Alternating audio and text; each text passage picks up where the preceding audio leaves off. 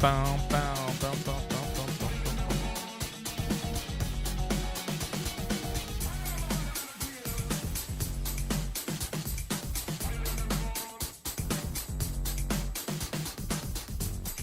All right,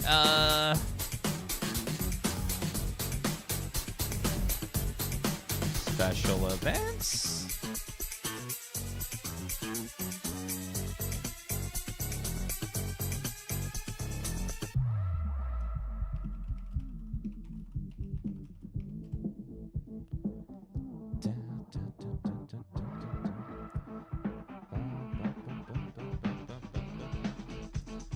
All right, so that we're watching the Gamescom Open Night Live. This is kind of like Summer Game Fest Part 2. So they're going to see some game announcements, mostly like updates on stuff we're already aware about. There won't be as many new announcements as there are like updates on stuff we've already heard about, like the Fallout show and other games coming out later this year, that kind of stuff. There might be a couple announcements snuck in there, here and there, but maybe even a couple good ones. But we don't know exactly what's going to be on the show, but probably lots of updates and stuff. But it should be a few good announcements in there. He always tries to have at least a couple of like big things.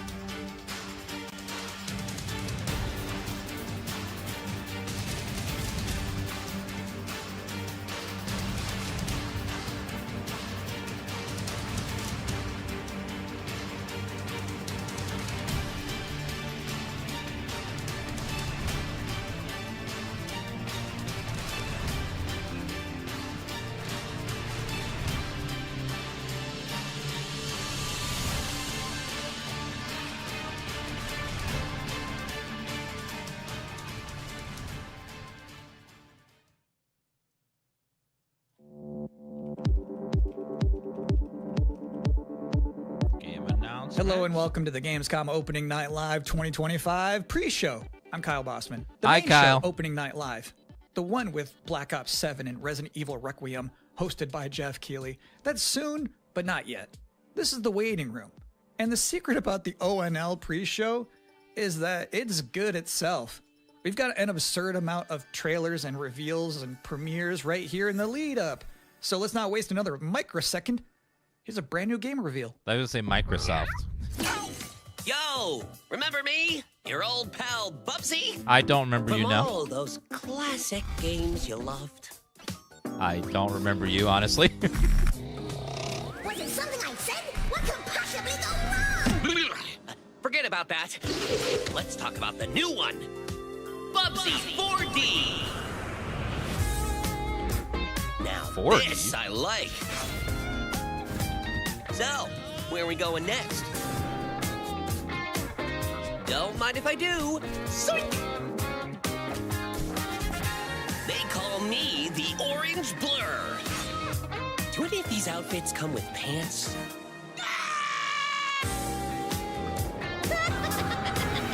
You know I've only got one brain cell, right?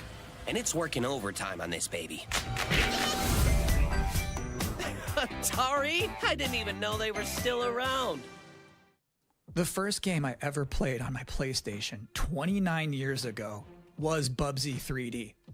If you told me back then that one day I would be introducing Bubsy 4D to the world, I'd say, yeah, that sounds about right. Now let's keep this pre-show popping. Here's another brand new game announcement.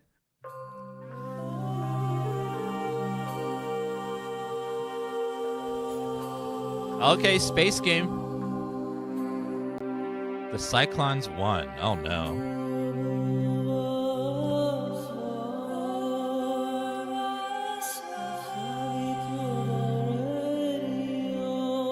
I never watched this show. This is Battlestar Galactica, isn't it? Heard it was supposed to be a really good show.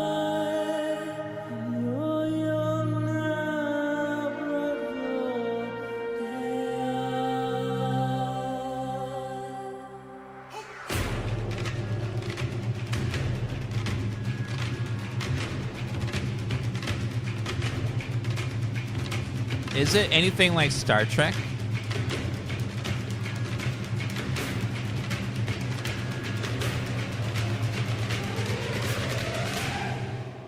No, not really. Is it more like The Expanse, where it's like constant drama?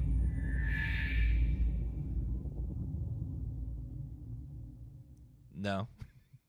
You're watching the Gamescom Opening Night Live pre-show, which will basically be me teeing up wall-to-wall trailers in the time before the main event. We do have an interview coming up with the project lead of Double Fine's Keeper. For now, here's a trailer for a LucasArts classic remastered by Night Dive Studios. Wait, LucasArts? What? Ooh. Where are you, Marco? Oh, what is this one? I don't think I've ever played this. Free to die, kid. Keep that feeling. HD remaster. Okay.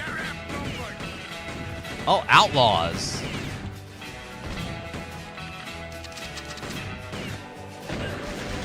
The person aiming is so bad. Distracting me. It's like the enemy's over there. What are you shooting at?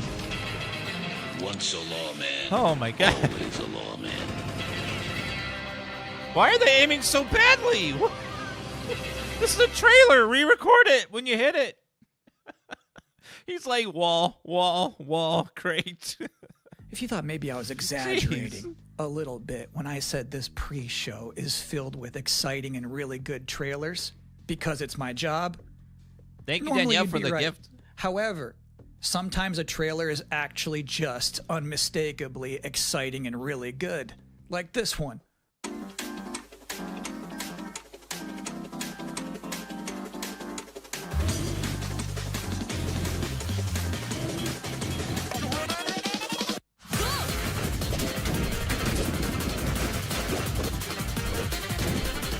Can trains do this in Japan?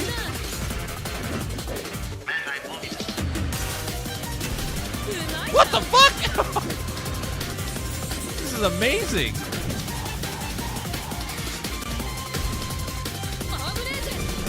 Oh my god.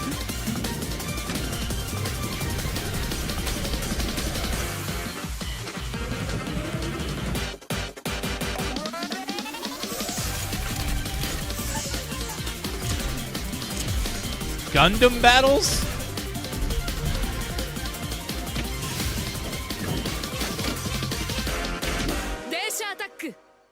Literally every In this year's game Xbox ever in that. showcase, Double Fine announced their first new game since Psychonauts 2. It's called Keeper. And joining us tonight in a recently pre-recorded interview Tim. is the game's project lead, Lee Petty. Oh. Hi, everyone. Thanks for having me. I'm so excited to have you here. So you showed a first look at gameplay of Keeper, the game itself is about the lighthouse, but also the bird as well, right? This duo. And I'm curious about whether that was conceptualized first as like imagery, So you like play it as a sounds walking like a cool idea, or if lighthouse. that was Interesting. conceptualized first from like a gameplay standpoint. I always think about the total experience more than, say, mechanics and art and story. A lot of the game is about, this lighthouse waking up after eons of lying dormant and learning to walk. And the bird is part of that, right? So the bird and the lighthouse are perfect companions because they're different. At the same time, the bird is wary of dark spaces, and there's a malevolent presence around the island that the lighthouse can keep at bay. So together, those two set out on this tale, and their abilities Malevolent complement each other, presence but sounds also creepy. The bird becomes, I think, kind of the emotional heart of the game. You have an extensive background as an art director, right? I think that's apparent when anybody just looks at Keeper for the first time. So I'm curious about your inspirations. There's so many inspirations for Someone Keeper, mentioned and one of BioShock, ones by that the way. really, They just announced stuck that out was the Dark Rod Crystal. I saw it Ferguson as a kid, quit and it was Blizzard really inspiring and to now me. is over at Such a 2K, and he's different in take charge of on a fantasy BioShock. world that I hadn't So he seen will be in before, charge of and the it was BioShock different, franchise, but which also a bit means tragic. It was more scary at BioShock times, but games also really and playful shows and coming fun. soon. The bird and the lighthouse have names. Yeah, well, at least the bird does. And we call the bird Twig internally because she has a beak that is made of driftwood. But for now, the lighthouse is simply the lighthouse. It's just simply the lighthouse, yeah.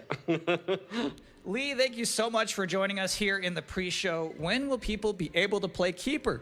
On October 17th this year, which is coming up really soon, and we can't wait for people to get in there and experience our Game looks strange, beautiful world for themselves. Thanks so much for joining us. Thank you. Well, that was a great interview. Sorry. And if you thought this pre-show This couldn't won't get go away. any more This- masculine, buddy, watch There- this. At last, Castle Grayskull is Wait, mine. what? He-Man. Not so fast, Skeletor. Whoa, what's happening? He-Man and the Masters of the Universe, Dragon Pearl of Destruction, coming soon to all platforms. Yes, it's He-Man and the Masters of the Universe, Dragon Pearl of Destruction. Intense beat-em-up action that puts the power in your hands. Grab a friend and fight for Eternia with 4 playable heroes. Classic arcade controls. It's powered-up pixel perfection for your gaming console or personal computer. He-Man and the Masters of the He-Man Universe, beat 'em Dragon up. Pearl Nice. of Destruction, coming soon. From Limited Run Games. Thanks for joining us here at the Opening Night Live pre-show. We're only about halfway through. It's a sufficiently chunked up show. And just to prove my point, here's a new trailer for Absolum.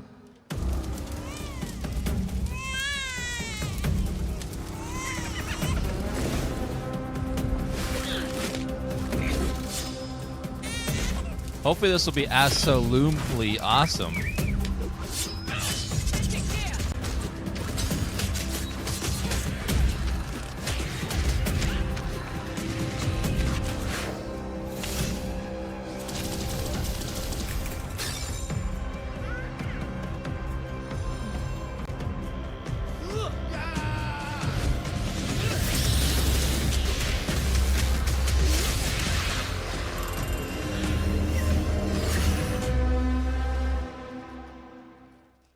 October 9th. That's a release date reveal. And I think Frog Mage revealed too. That was cool. Now, if you'd like to take a break at this moment, maybe grab a water and some snacks, I really can't recommend it. Here's a brand new look at Long Gone.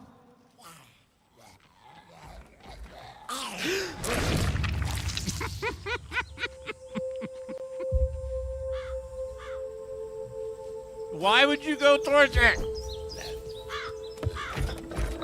What did they do? Weld these things on?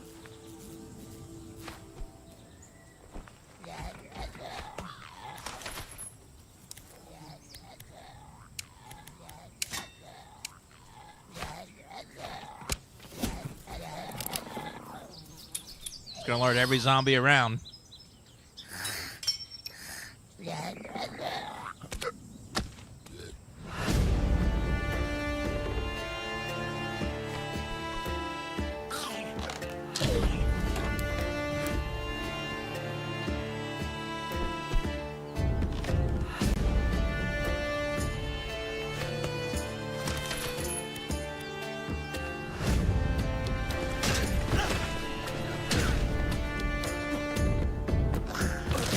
I love the look of this, like a point-and-click adventure, but zombie themed.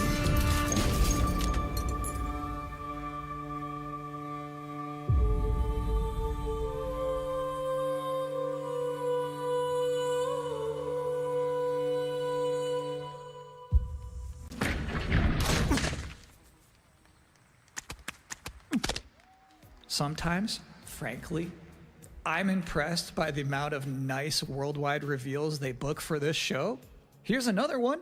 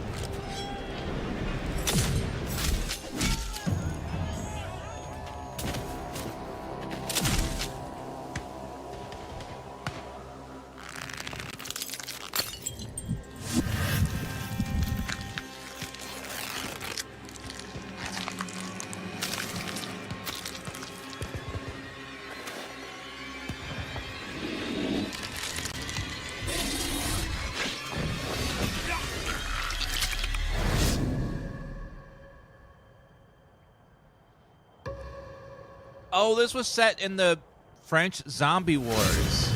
This really happened. I remember studying about this in school.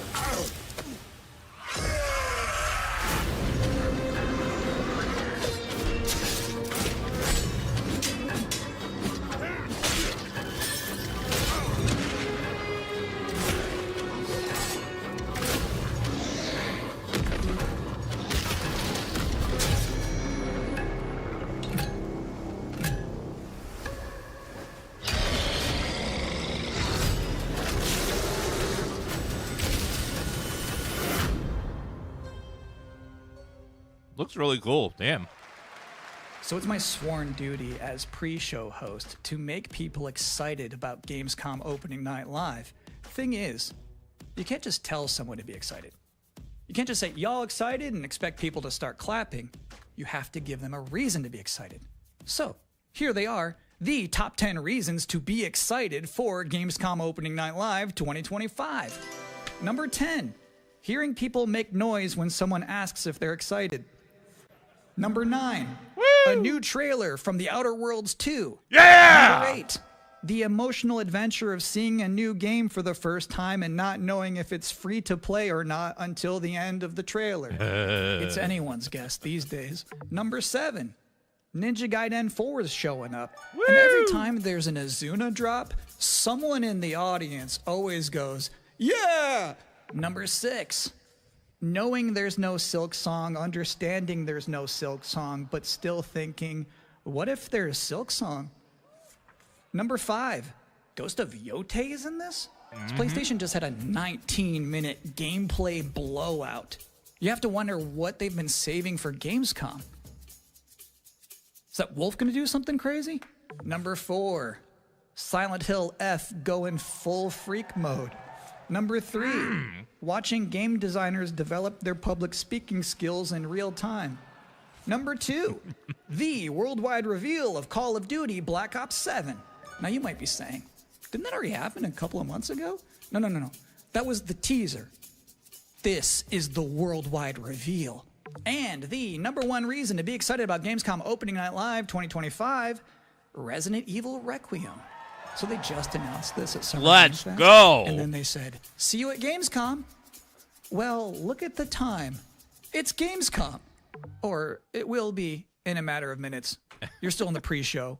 But how about a new look at Planetverteidigungskanonen Kommandant?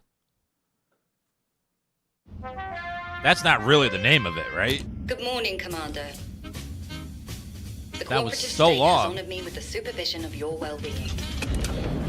Get you back up to speed before our lives are on the line. Oh, this is that game where you have to, like, operate the machine without knowing what... Glad to see you've not lost your touch. This one looks cool. It's one of those games where you like have to figure out how the machine works and try to like read manuals and stuff. Approach. They wish to eliminate this facility. Destroy them before they do. I love games like this. Lots of puzzles and stuff. The days fly by when you love what you do. That was Domekeeper.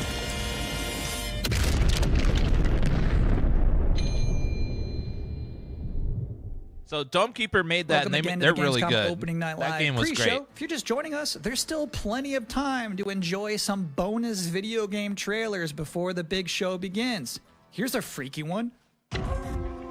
Horror. Horror.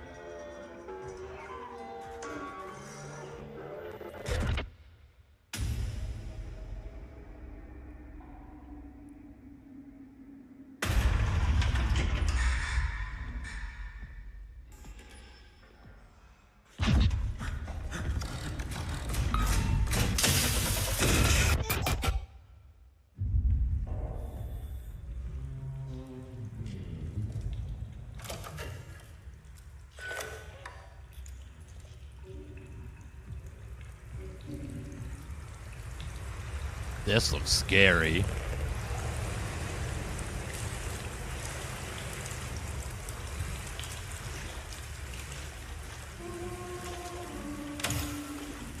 Oh, that's a creepy camera thing.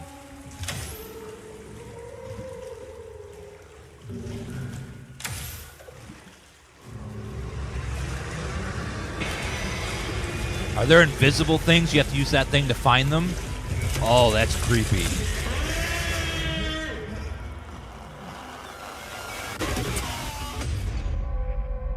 Oh, it's routine. Is that game actually coming out finally? Interesting fact about that game, they actually created that whole environment by 3D scanning the entire bathroom of Geoff Keighley's mansion. Now, we've got 3 more videos and not a lot of time left before ONL begins, so next up, 2 trailers back to back. Millions of souls pour into the underworld every day. You're no different. My lord, he's here. I bid you walk the mortal world once more. Animusha. Fallen leaves return to their roots. You shall gather the souls that stray. I've watched over this city for ages, and every name in your scroll of death. Not one of them dies quietly. You, a soulless husk. You can judge my fate. Why wrestle rogues when there are artifacts? This game looks gorgeous. Is that Bigfoot?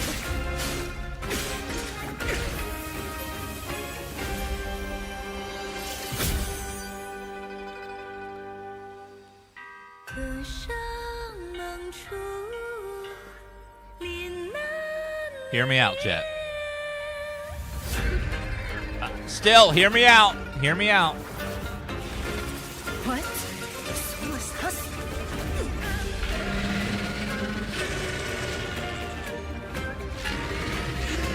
The living cast their dead to flame, and sacrifice ignites the war banner.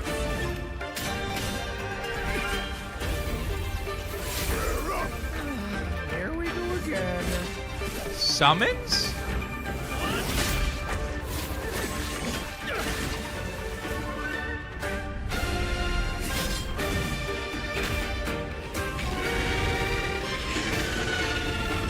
It looks to me they're going more like a Wukong feel versus Dark Souls, where it's like real mythology, real over the top.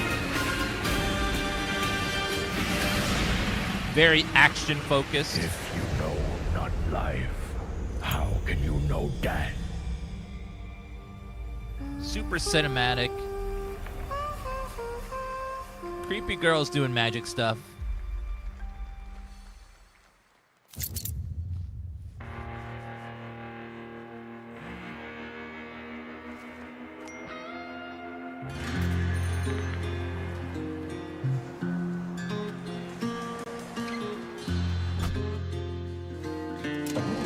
Oh, he's a truck driver. Oh, damn.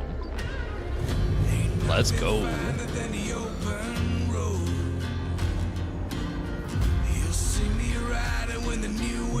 Finally, a game for my people.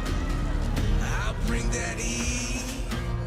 I'm riding night and day. Oh, night and day. Ain't got no master. Ain't got no king. I'm running night and day. So this is a story-driven truck driver game? Interesting. Bad news, Deacon. Storm's almost on top of you. I got eyes on it. You can still turn around, you know. Nah, Pineview won't hold out. XTC Logistics. They said you were coming. But take care now, you hear? That's a tornado.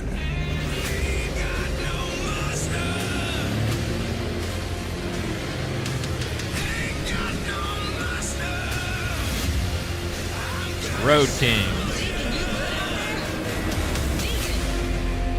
That looks really cool. Like, it's not just a truck sim game, but it's like has actual story and stuff.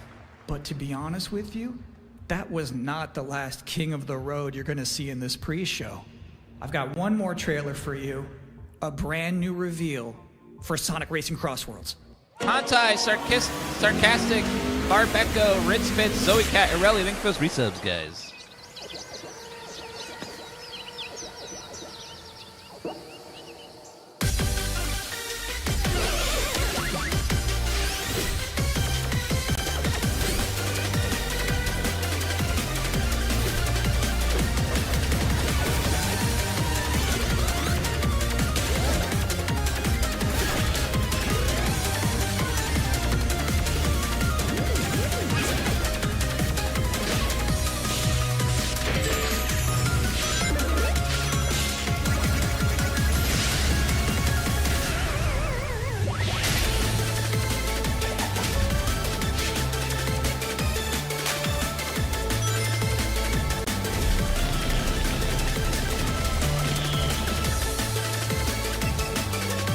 Wait, are they releasing 2 racing games? And that concludes another 10 out of 10 pre-show.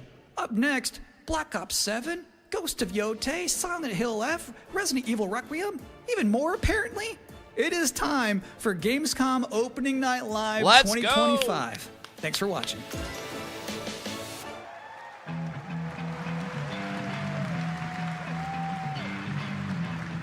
Somber, thank you for that resub. Dr. Master and A Fox, thank you guys.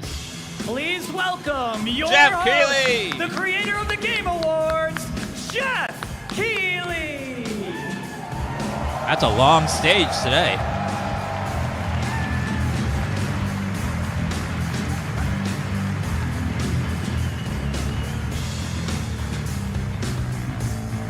Are you going all the way out the center? Ready? Let's go!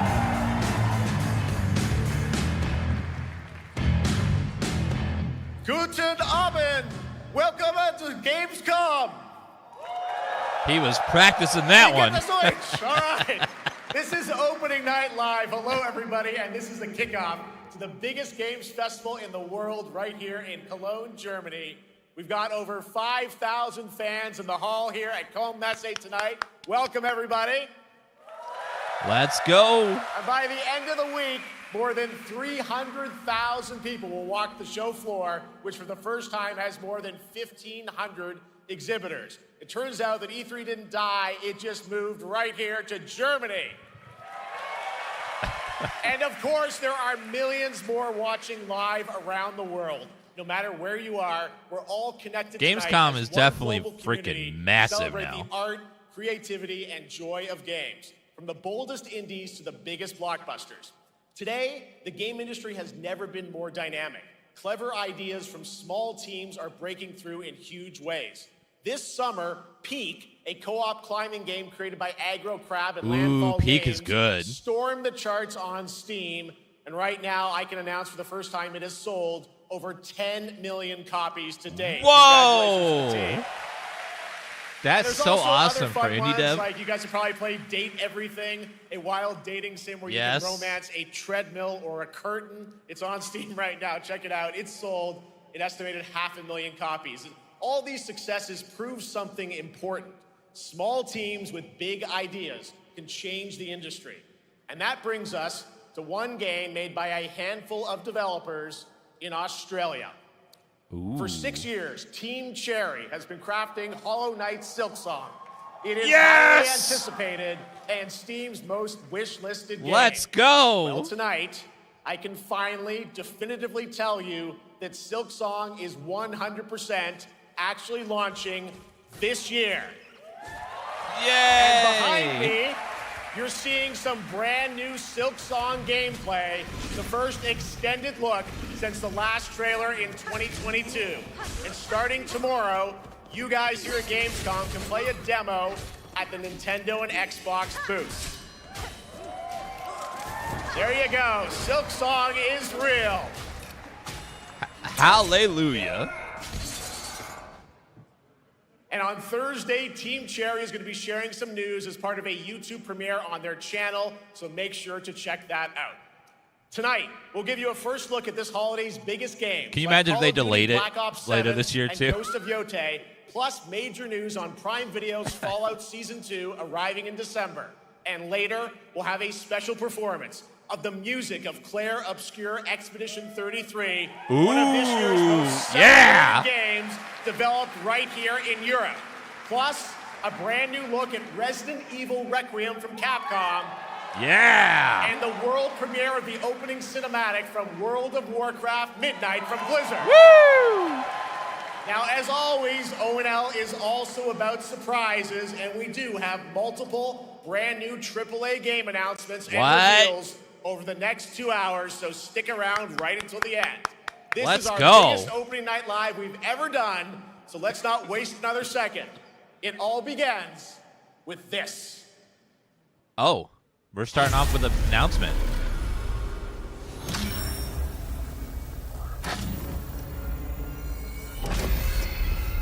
It brings me such satisfaction to see you here. A witness to my work. You will know fear.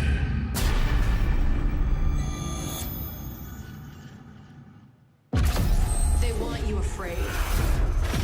Fear makes you easier to control. It's time to wake up. Your streets shall once again run red with your blood. God damn it. Son of a bitch. I mean, yay! Call of Duty! And security to the world. He refuses to let me go. Stop looking at what matters is what you do next. I was like, what is this? It looks like a horror game? No. Maybe something scary? No. Call of Duty. Which is fine.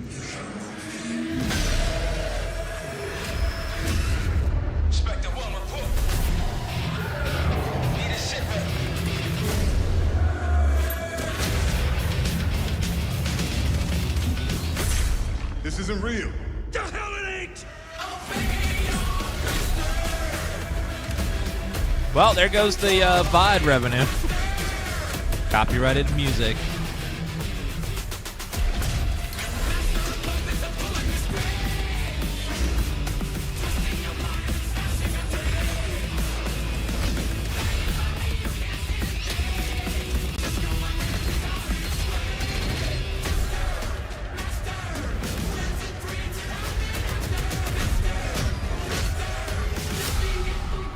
Pull it together, man! So eager to leave, David. Killing the man is a hell of a lot easier than killing the idea. You were never cut out to be a Mason. No more games. This ends now.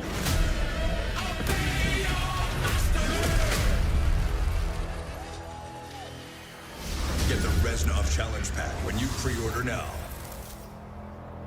What are those outfits?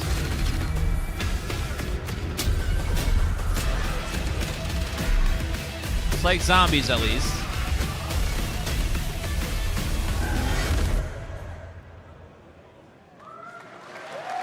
How about that? Zombies, of course, Dead Ops Arcade as well, and it looks like we also have an official date.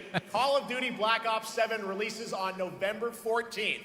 And to tell us more, please welcome Miles Leslie from Treyarch and Natalie Pohorsky from Raven to Opening Night Live.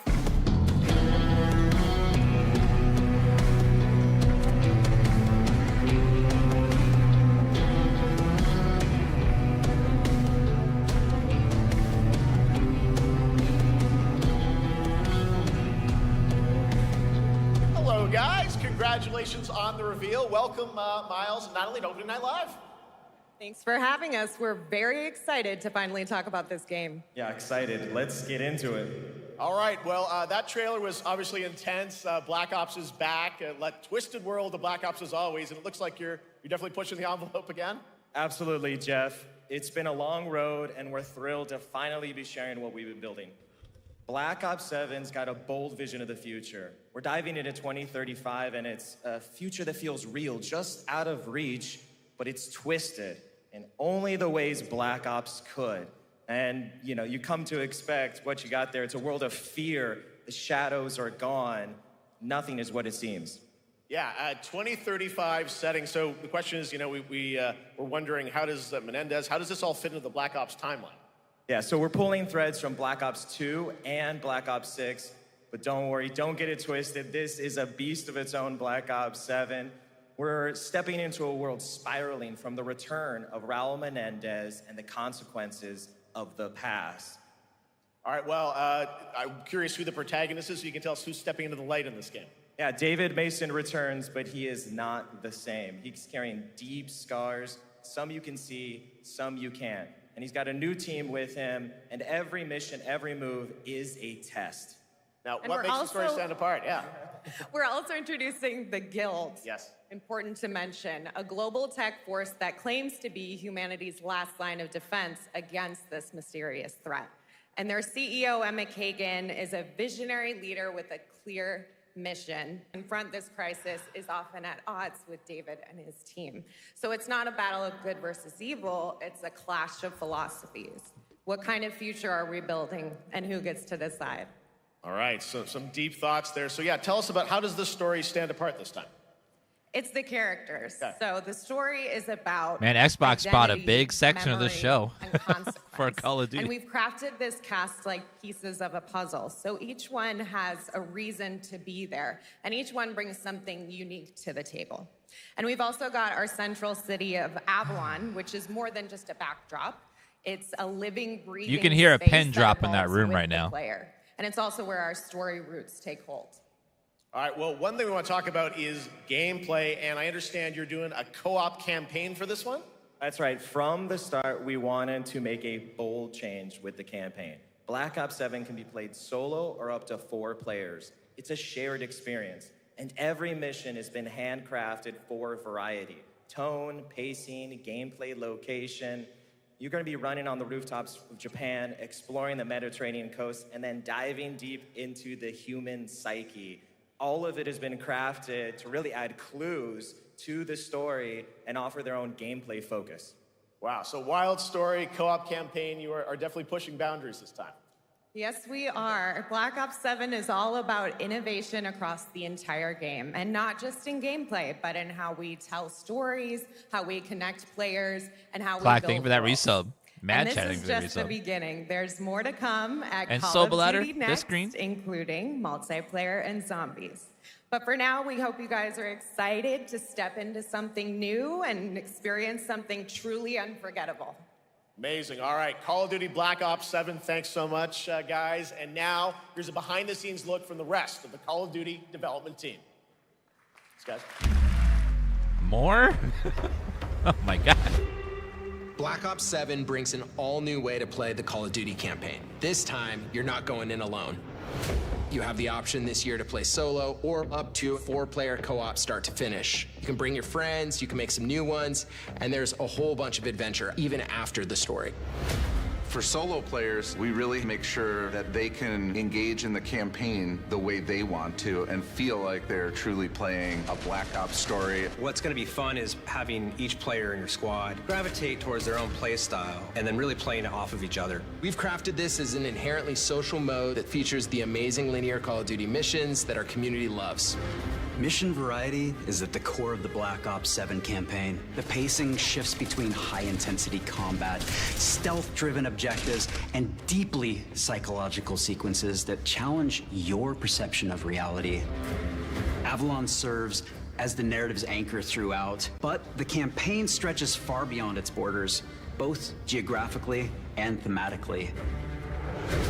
It's dynamic and full of opportunities to explore, experiment, and experience the story in new ways. And in the culmination of the co-op campaign, we're unleashing something bold, the endgame. It's a proving ground to put everything you've mastered throughout the campaign to the test. The endgame is a brand new PvE social experience where you and your squad will need to survive overwhelming odds, adapt under pressure, and break the rules of what you thought a campaign could be. Each run is a new step in your power journey as you wield personalized abilities and face unexpected challenges. And here, all of Avalon opens up. It gives us a lot of freedom to have some fun with the gameplay mechanics, player movement. Players really can turn the map into their playground. This is your chance to explore the world beyond the mission.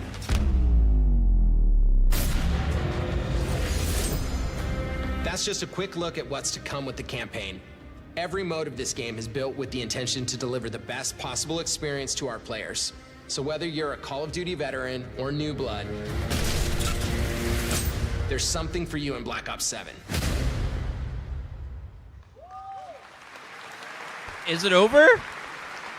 All right, for much more on Call of Duty Black Ops 7, make sure to watch the full-length Black Ops 7 Direct and tune into Call of Duty Next on September 30th. There's more? Still to come, we'll have news on Fallout Season 2 and a brand new game from adventure game legend Ron Gilbert. I grew up playing his games, and I can't wait to show you his next unexpected creation a little bit later. All right, who's ready for our first brand new game announcement of the night? Let's go! I figured you. Yeah! Right? Well, to do the honors, please welcome back to ONL one of the most respected and recognizable hosts in esports. She's my co-host, Shox. I don't watch esports, so I don't know who she is, but yay!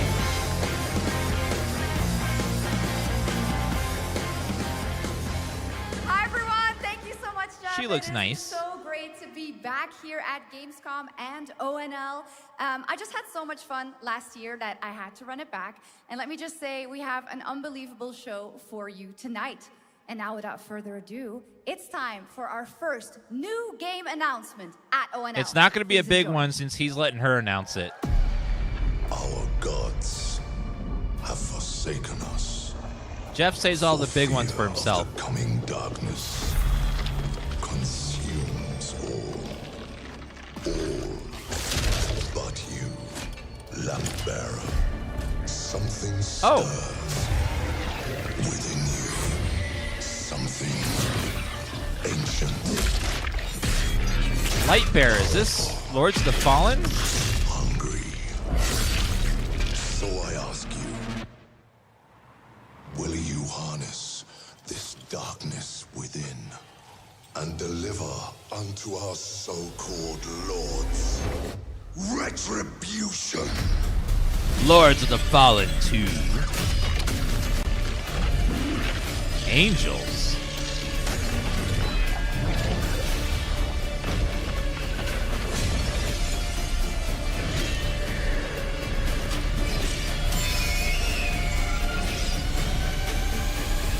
Title. No.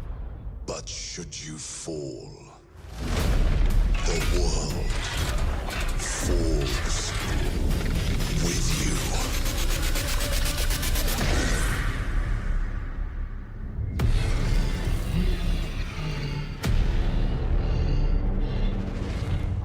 Lords of the Fallen had a pretty rough start. They patched it and fixed a lot of it, but let's hope this one has a better launch. Wish list now. Coming next year. That seems fast. Yeah, I had a rough start, but they've patched a lot of it and fixed it. But is official set 100 now. years after the last game as a fragile veil between the living and the dead begins to tear. CI Games promises a sequel that's bloodier, faster, and more brutal than ever. With more aggressive combat and new boss battles, your first look at gameplay will arrive later this year. All right, cool. Now for something completely different. This next game won Game of the Year at the Game Awards and comes from one of the most celebrated studios on the planet. Next year, it's making the leap to become a major anime. And tonight, we're breaking the news with your exclusive first look.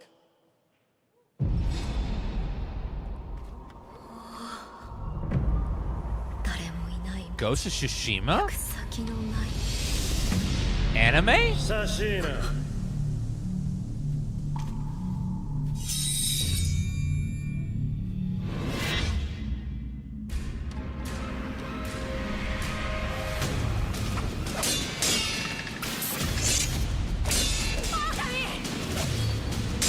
Actually, it might be Sekiro.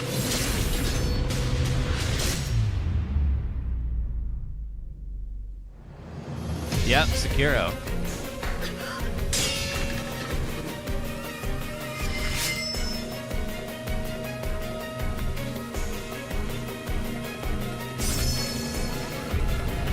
These Netflix animes have been surprisingly very good.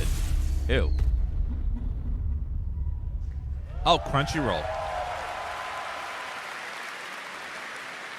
Looks awesome. All right, we're just getting started. Our next new game announcement stars a hero who needs no introduction, a true legend of justice and gadgets. Batman? No.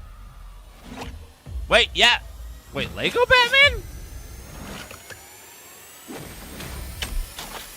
Lego Batman, okay.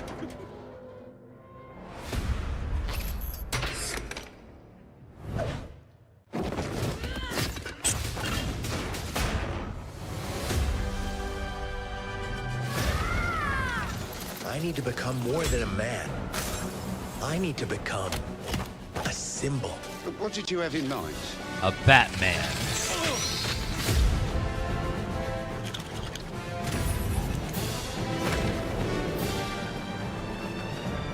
Oh my god.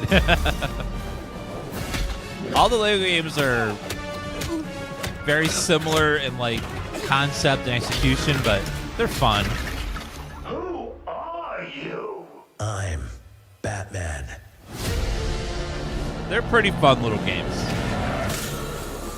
Why so serious? Yeah, they're very funny too. Let's get nuts. I'm allergic to nuts. Who's the man behind the mask?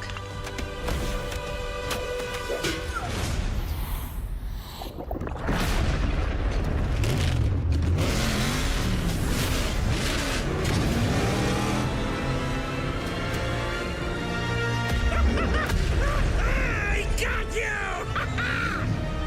Uh-oh.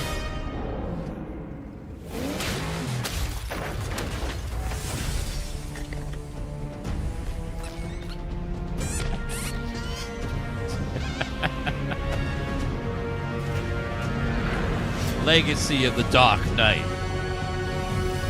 Oh, you think darkness is your ally.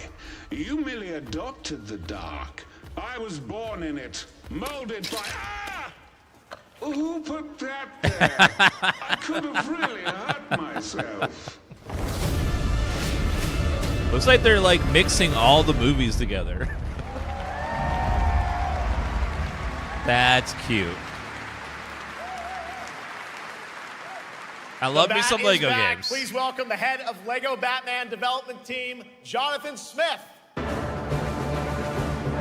We really don't need people on stage talking about the games. Especially with a super long stage like that. My God. Jonathan, welcome to ONL. All right, so after the huge success with Lego Star Wars, you guys are returning to Lego Batman? We are. so thrilled to reveal this game tonight for the first time to you all and to the world. Yep. And that's not all. At Gamescom, you will be able to play Lego Batman Legacy of the Dark Knight. Wow. Woo! Well, I'm not there, Pretty so I can't play. amazing. All right, well, there will be a demo on the show floor for everyone. Now, let's break down that trailer because we see so many fan favorite references, to films and things like that. So what is the story of this game? This is the definitive, essential Batman story. We take you on Bruce Wayne's epic journey from origin to legend. You'll train with the League of Shadows. You'll fight crime on the streets of Gotham. And as the years go by, you'll establish your ultimate legacy as the Dark Knight. We've incorporated iconic moments and deep-cut references from decades of Batman movies, TV shows, comics, and games, all brought together and brought to life in our unique Lego world. I appreciate his We passion. cannot wait for it. Let's also talk about the He's got combat. nice passion. You've got some real I'm gameplay all here for of it. The combat, and I gotta say, feels like you're really amping things up here this time. Oh, the team has created a really rich, deep combat system that's authentic to Batman's unique style. So, surrounded by enemies, you'll pull off powerful attacks, counters, and takedowns. You'll use cool gadgets like batarangs to stun enemies and the Batclaw to reel If they just them in. incorporate For the first time, Arkham's we've added combat into this, it's difficulty going to be levels, great.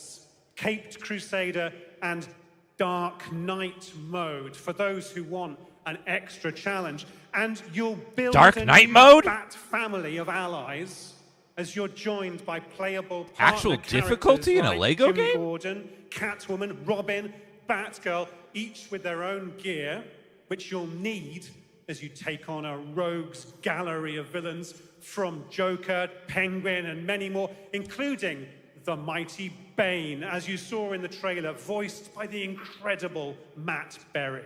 Oh my God, I cannot wait to see what you're packing into this game. It also looks like you have a bit of is it an open world Gotham? Is that fair to say? Sure, that's right. Gotham is a playground, a Lego playground where you're free to explore. You can grapple from Okay, I'm excited about rooftop to this game now. rooftop, glide over the streets, or The Lego cruise Batman games are around really in good. your choice of Batmobile. This game has it all. I think you've sold me on it. All right, Jonathan. I'm pretty hyped about it. It will be here. Okay, let's go. Let's play that one next year. You can play Lego Batman Legacy of the Dark Knight for the first time starting tomorrow on the Gamescom show floor. Thank you so much, Jonathan. Awesome. All right, now over to Shots with our next new game announcement exclusively on ONL. Thank you so much, Jeff. Indeed, I find myself here in the audience. There we go. I find myself. Is that Todd here in the Howard's audience. son right Thank there? you so much, Jeff. And some of the best fans. Looks at so much ONL. like So him. is everybody having fun? I love it. But we're just getting started. Still to come, we have an amazing musical performance from Clare Obscure Expedition 33. It's Tim I can Howard. hardly wait. And also a new look at Resident Evil Requiem. Yes. As well as a bunch of other surprises. I know what you guys are excited for. I can hear it. But now it's time for a new game announcement. A long-awaited sequel that fans have been eager to see for nearly a decade. What? What was? We have fought the enemies of humanity across 1,000 worlds. No respite, no remorse. What? No mercy. Dawn of War sequel? We are the wrath of the Emperor. Heresy. Death. But the Imperium lies broken. Its armies scattered and reeling. Oh. Our foes rise. Warg! And the galaxy has been torn asunder. On the world of Cronus, we make our stand. We are the Blood Ravens. There is no victory to claim here. Only vengeance to enact. Whilst even one of us lives, we fight. For only in death. If this is a mobile game, I'll be so fucking pissed.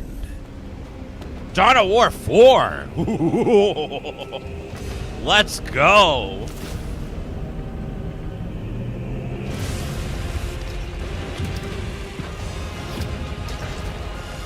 With a really old school UI.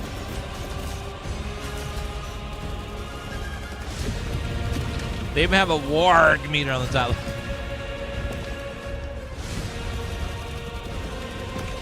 Looks like they're going old school RTS with this one.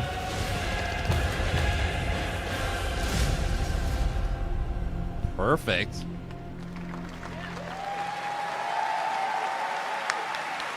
Two centuries after the last great conflict, the battle for Kronos begins again in Dawn of War 4 with 4 playable factions and over 70 missions. Dawn of War 4 is coming in 2026 to PC. All right, now it's time for an unexpected update from the Monster Hunter Wilds team about a very special crossover event. Crossover?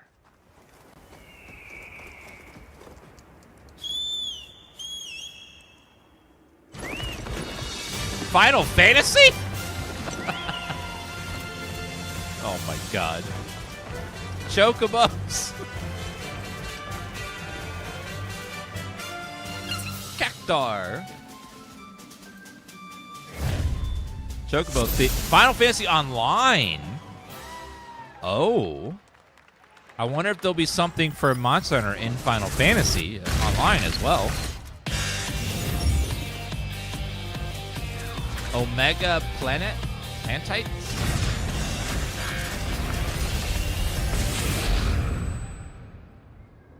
Late September. Cool.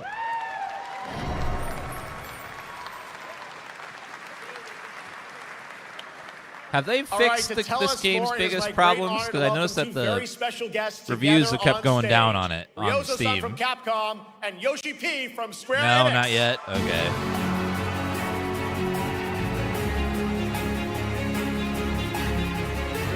Yoshi P, hello. The man himself.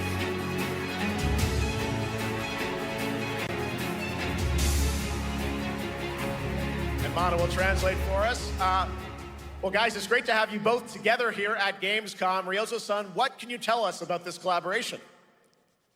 Hi, thank you, Jay. ドイツの皆さん、配信をご覧の皆さん、こんにちは。今日ですね、このファイナルファンタジー14との特別なコラボレーションを発表できたことを本当に嬉しく思っています。Thank you, Jeff. Good evening to everyone at Gamescom and all the friends watching online. Today, we're very excited to announce a special collaboration with Final Fantasy XIV.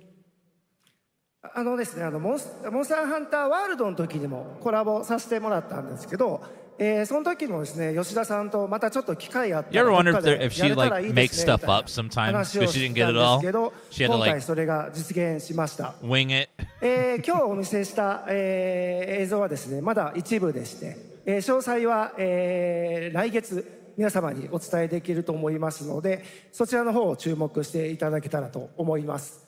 あとですね、今回もですね、吉田さんと、スクエアエニックスのスタッフの皆さん、本当に全面協力していただいたことをですね、感謝してます。吉田さん、ありがとうございます。はい。で、ここからですね、 See, that was so 吉田さん much. にバトンタッチして、 He 感 keeps 想をいただ talking けた and らと she 思っ hasn't てお been り able ま to す。 translate yet. After Holy our collaboration in Monster Hunter World, I remember talking to Yoshida-san and discussing how much we wanted to do it again, and now we're very thrilled to make it happen. What we showed you is just a little glimpse of what's to come, so please look out for more information that's coming next month. But of course, Yoshida-san and the Square Enix team have been working just as hard with us on this special collaboration. So I'd like to not only thank him, but turn it over to him to share some thoughts.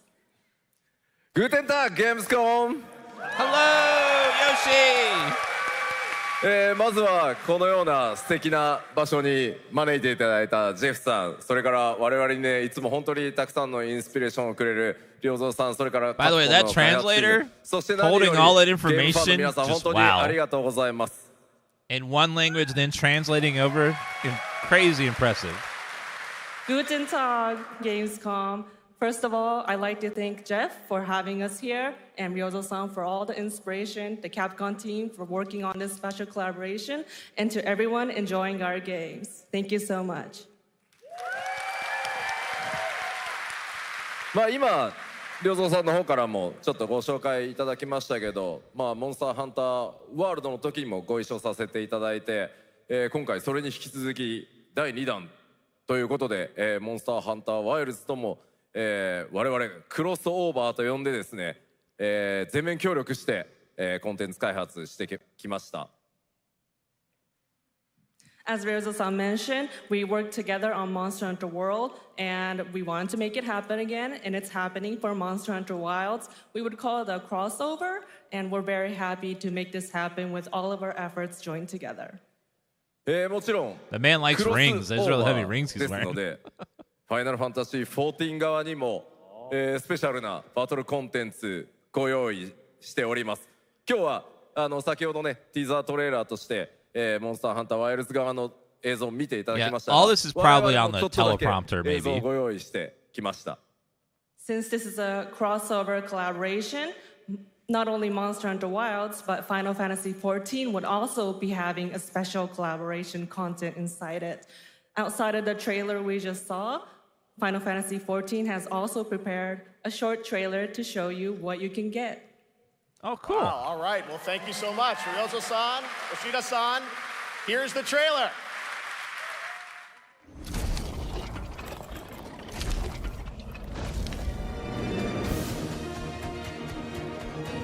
Oh, so their mounts are going into Final Fantasy. Cool.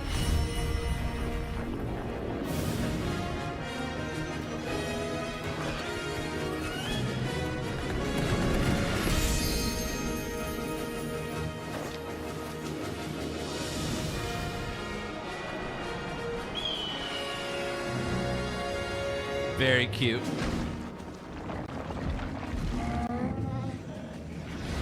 Oh, that guy's going over there. That's a boss fight, probably.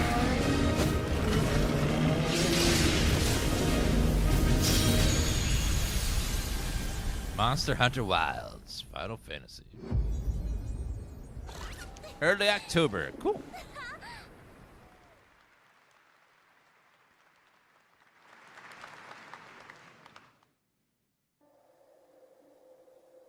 Not actual gameplay. Something brought us back to this place. Something that knows us. Knows the rules. But what if this wasn't the place, after all? Look around you. They can see you. Do you believe this is real? Resident Evil. This isn't a game. Or not, maybe. It's a test. But do you ever ask yourself, what are we here for?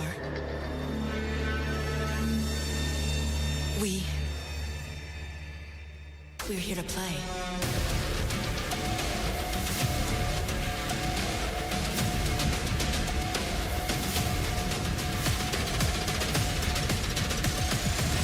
Are you ready to play? Welcome. Wait, to that the was a world's Gamescom biggest trailer? gaming Oh, playground. come. The Game on. debate. Don't 500,000 do that to people, me. Oh my 1,500 god. exhibitors. I Endless thought it was games a to horror explore game right or here in something. Oh Cologne. man. Discover rising stars at Gamescom Awesome Indies. Step so into the cosplay mad. universe, on-site or online. Watch, join, become the hero. Experience live shows, esports battles, and creator events in the Gamescom event arena. Not in Cologne? Go to Gamescom.global. Stream the highlights on Gamescom Now. Vote in the Gamescom Award. Or dive into our Gamescom studio on Twitch and YouTube. And of course, we're What's here to Twitch? play. Join the fun in our community RPG, Gamescom Epics. Loot awaits. We care. Gamescom runs on 100% renewable energy and puts accessibility first. The whole city joins in at the Gamescom City Festival. It doesn't stop there. The whole world comes together, not only here in Cologne, but also at Gamescom Latam, Gamescom Asia, and beyond. Welcome to Cologne. Welcome to Gamescom. All over the world. And now, keep on watching Gamescom Opening Night Live. I'm ready to game, all right. And that was only a glimpse of what is to come here at Gamescom, the biggest playground in the world, and what it has in store for you. We're here to play, and the fun is just getting started. So, Geoff, what's next? Is it anything good? I think it's going to be good. It's going to be a video game, I can tell you that much. Last year at the Game Awards, we had the honor of announcing the long-awaited return of one of Capcom's most iconic... We take the next step on that journey. Here's a brand new look at Onimusha, Way of the Sword, coming in 2026. This is the second trailer we've seen of this so far? Oh, where are my manners? Hello there, fallen samurai. To think something like this was right under the city.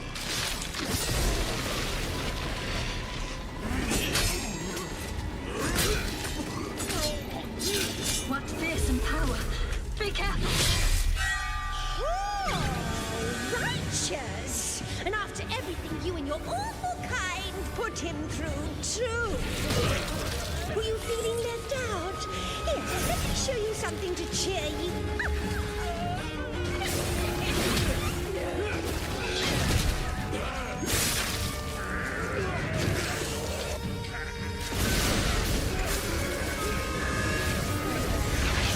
The new ways controlling this lightning.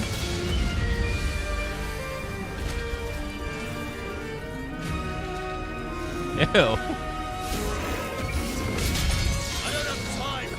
Enemy design in this looks great. Oh, I'm terribly sorry. Anyway, do enjoy.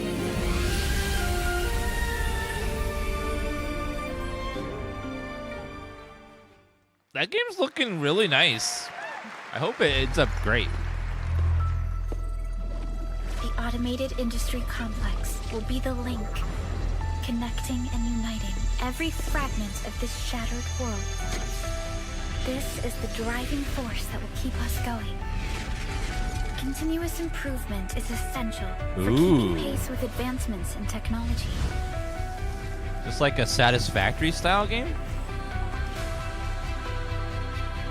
Enfield.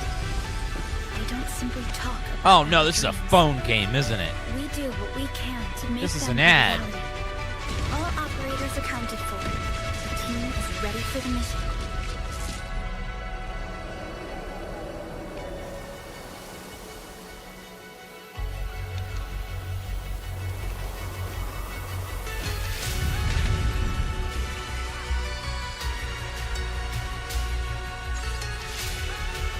This looks like a mobile game, but it could be a factory game. I don't know which it is yet. And now there's combat? What?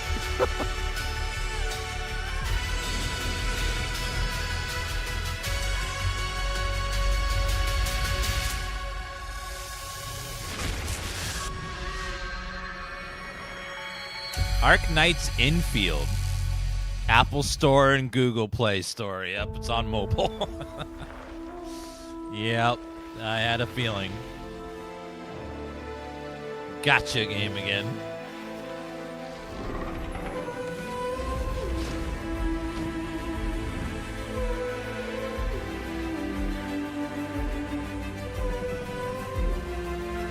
This is Age of Empires, maybe?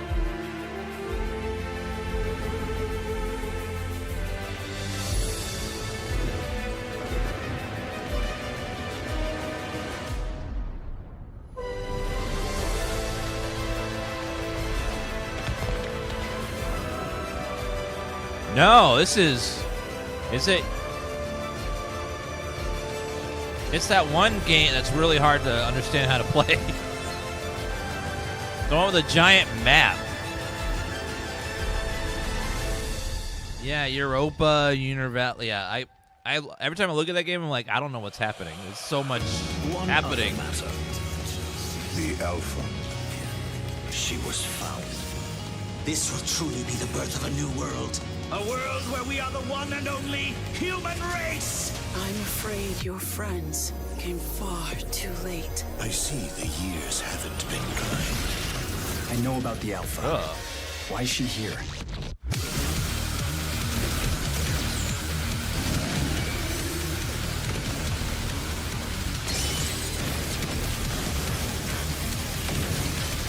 What is happening? Tore my heart out when you took him from me. Now it's your turn to suffer. Stay alert now. Hand over the Alpha and let us end this war. Oh, Mother. Thank you. Demon Ex Machina. Your sole Okay. directive is to now serve and comply. Do you comply? No.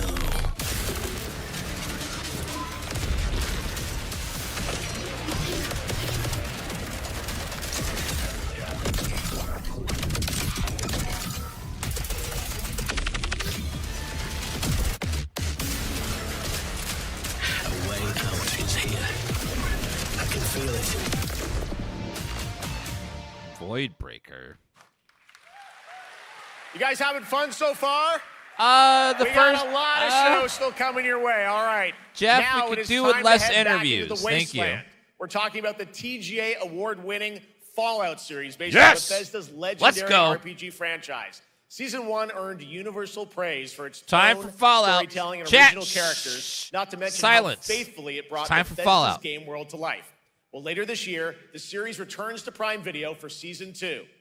To tell us more, please welcome to ONL some very special guests. Todd Howard. Series executive producer Jonathan Nolan, executive producer Geneva Robertson-Dorrit, and stars Ella Purnell and Aaron Moten. Let's go. No Todd this time.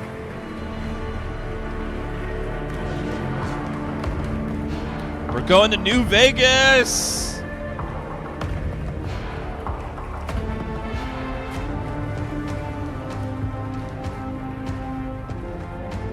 Hi, everybody. Great to see you all. Welcome to Cologne and Gamescom. Woo! Jonah, we've got 5,000 Fallout fans here in the hall tonight, millions more watching online, and we can't wait to hear about the new season. Yeah, we're very excited. We literally just wrapped, jumped on a plane, and came out to see you guys. Gamescom is actually really kind of where it started for us, the journey on this show. It was 2 years ago. We asked Todd Howard to come here and show the very first footage that anyone had seen anywhere of the first season. We didn't come because we figured if the reception was negative, we'd just blame it on Todd. So we're back. That works for and everything. Given that history, it's that much more disappointing that we didn't bring any footage to show you guys. They have some sort of weird audio Well, let's talk filter a bit on the about, stream that's Season canceling 2. out As we see audience behind noise, us, I think. It looks like we're headed to New Vegas. Sounds right? kind of distorted. I don't know. Yes, Lucy and the Ghoul ended last season dealing with a lot of family troubles. So we thought it would only be right to send them to the most family-friendly town in the wasteland to go deal with their shit. And along the way, we're really excited to take them all to some of our favorite locations from the game. Oh my God, yeah, it's such a classic game, and we're very excited to see what you have in store for us for Season 2. Ella, it's great to see you again. Thanks for coming out to Cologne. Hello. Last time we saw you was at Game Awards when Fallout won Best Adaptation. You were up against yourself in Arcane, and you won for Fallout. Congratulations. We want to talk about Lucy's journey in Season 2. How do you think her exposure to the Wasteland is going to sort of affect her Vulture sensibilities this time? Yes, the question is, what is she gonna do when she finds her dad? Is she gonna bring him back to her vault and give him justice, or is she gonna give him wasteland justice, which is the ghouls' justice? I think a central question of the season is whether Lucy will transform the ghoul or whether the ghoul will transform Lucy, and how much they will influence each other. Okay, I like it. Aaron, let's talk a bit about Maximus. He went through quite an evolution last season. now that Lucy and Ghoul are kind of heading to If New they Vegas. announce a Tell us about Fallout Maximus New now. Vegas Does he get remaster deeper after into the this, I'm gonna Brotherhood of freak Steel out. this So season? just So deep. mute it quickly. So Tell deep, us more. Jeff. Yeah, when we first met Maximus, all he wanted was to be a knight. And now, in very Fallout fashion, it's a little bit of a careful what you wish for moment. So here he is now with this newfound status, trying to make the world a better place in extremely, or I guess deeply flawed society. Yes. Yeah. All right. Well, we cannot wait to see what you guys have in store for season 2. Let's talk a bit about Ghoul. Can we expect more sort of Cooper Howard flashbacks as well in season 2? Yes, absolutely. Cooper Howard and the Ghoul, played by the amazing Walton Goggins, definitely coming back. We have so much more to do. Obviously, we ended the last season with Cooper Howard dealing with, I think, a very common marriage problem. What do you do when you find out your spouse is planning nuclear war? And so he's going to figure that out. And as he does, he's going to uncover a greater conspiracy with huge implications for the Wasteland. All right, well, we'll look forward to seeing how that unravels. Now, season 1, of course, was known for amazing original characters that you guys built in the Fallout world. We thought that was so cool. But now that you're diving a little more directly into New Vegas, I think the fans here want to know, are we going to see any more direct ties to the video game Fisto. and characters, locations in this season? Well, we're super proud of the original story that Geneva and Graham are telling. But there was one character in particular from New Vegas that I was really excited at the possibility of seeing a little bit more from. We're writers, we're no good at describing this stuff. Maybe we should, pictures worth 1,000 words? Oh. I think so. Is it Okay. Fisto or All right, Mr. well, House? It sounds like then we might get to hear a little bit more Seal of season 2. Is that possible tonight?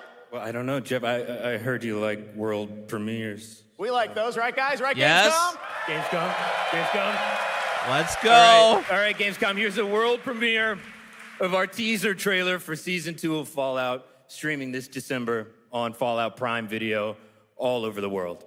Amazing. All right, let's check it out. Thanks so much, guys. Here we go.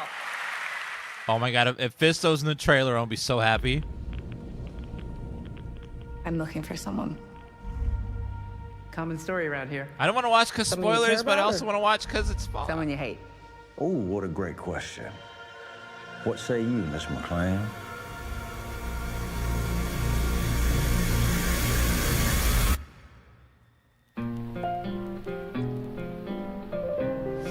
The music. Why would my dad go to Las Vegas? You mean New Vegas, man? You want to know why the world ended?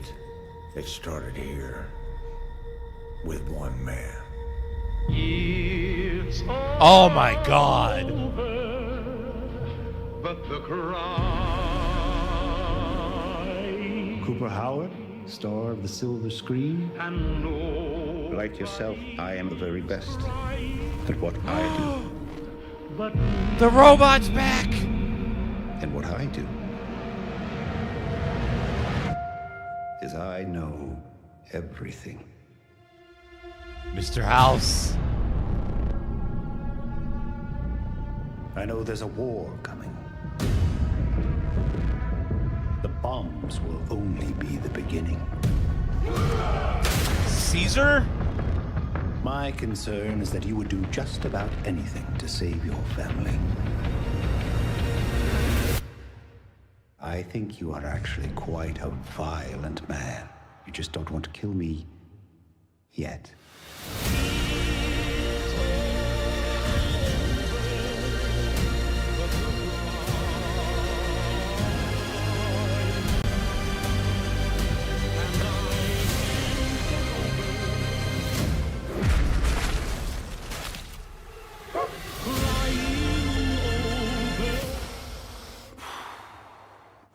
Let's get lucky, shall we? Oh, that guy's back.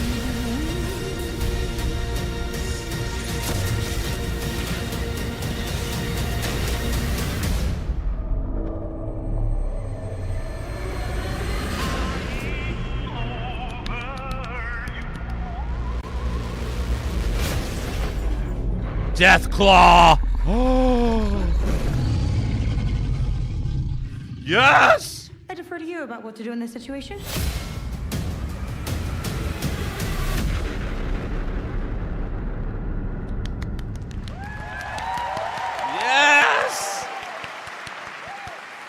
How about that? That looks incredible. Deathclaw, of course, in our first look at the new season, and Robert House is Jonathan Tees, played by Justin Theroux. It is an amazing Gamescom exclusive, and we've got another one for you. The first drop of the all-new Season 2 posters.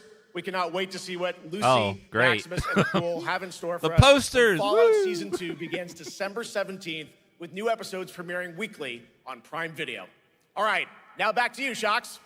Thank you so much. That looks so awesome. I can't wait. But last year, Indiana Jones and the Great Circle was no more acclaimed Fallout for its incredible announcements? gameplay Aw. and story. And next month, the adventure continues with The Order of Giants, a story expansion with new puzzles and foes. Here is your first look at the gameplay and a special announcement.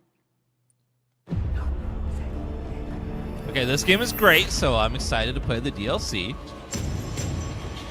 Troy Baker really surprised me at how he was better at being Harrison Ford than Harrison Ford was. It was What do you know too about good. the legend of the Nameless Crusader? Fierce warrior. Fought on the siege of Antioch, 1097 AD. Very tall, like a giant. Pope Paul IV had an item of this crusader in his possession, his helmet. I'll tell you what, if I see the helmet, I'll leave it exactly as I found it. Sound good?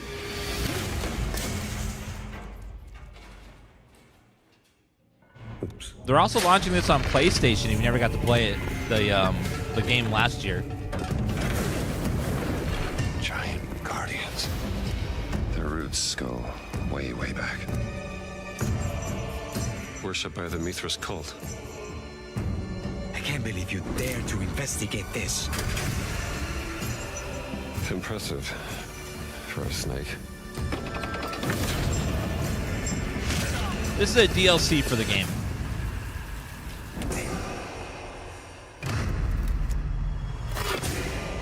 It says Semper Vivus. Always living. Not dead. He's not in a tomb.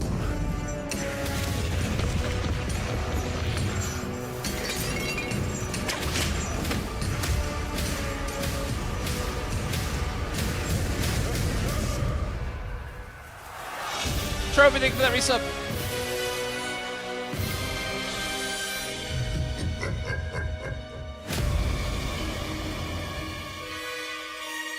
The Order of Giants.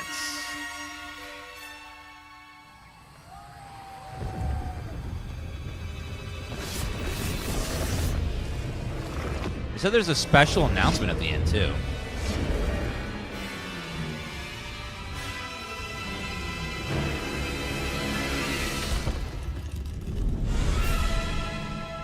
Oh, it's coming to Nintendo Switch, too. Good for them. Indiana Jones and the Order of Giants is coming on September 4th. And as we just announced, soon. it will also be released on Nintendo Switch 2 in 2026. Oh, next year. Of course. Oh. Now, let's step into the They world didn't of apply. Deadpool. First announced at Summer Game Fest, here is Please the latest clap. trailer for Deadpool VR, which reveals more of the villains and the release date. My massive, galaxy-spanning streaming network is expanding. Nice imagery. To score eyeballs, I need talent. Now that is efficient exposition. The biggest, baddest bastards recruited across time and space. They require persuasion. Look who it is. Spyro Gyro, a deluxe portal for two, if you please. Adoring fans will be watching your every move. Fighting on a reality show to the cheers of trillions. Minimum effort. I have little tolerance for low ratings. Oh, shit. OMG. If only it wasn't a VR-only game. Yeah, that's right. Mojo is in Deadpool VR 2, voiced by John Leguizamo. Now, on to this next world premiere. I see fish. turtle eating fish.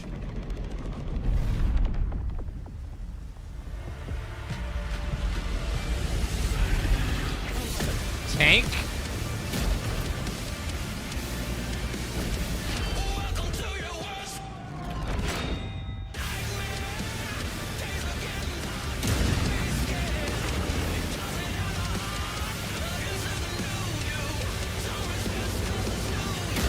I'm seeing nothing but tanks, so is it World of Tanks?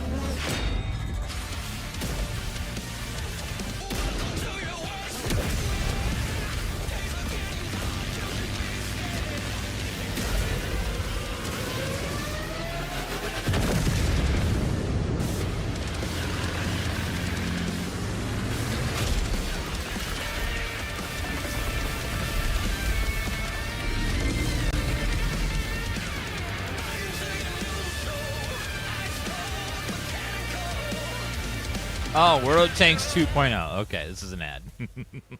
Okay. I was like, I understand what was happening for a bit. The World of Tanks update 2.0. Well, they got lots of money to September advertise, 3rd so is the they're biggest paying for the update show. in the game's history, featuring 16 tier 11 tanks and tons of new and upgraded features. Absolutely. All right, next. Saber and Focus delivered Space Marine 2, one of the most fun action games of the generation. Yeah. Well, next year they are set to do it again in John Carpenter's Toxic Commando.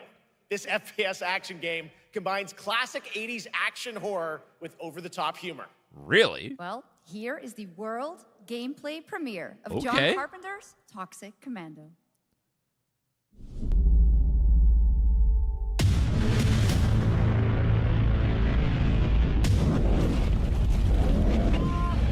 Next step, improvise.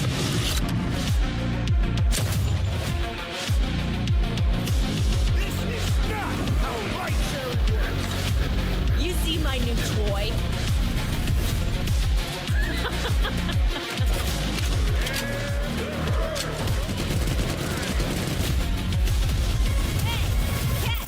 Liar, liar, zombie on fire.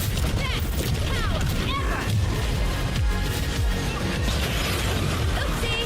They're wrecking our ride. Could use some help now. I need some first. Can you all please cover me? Whatever works.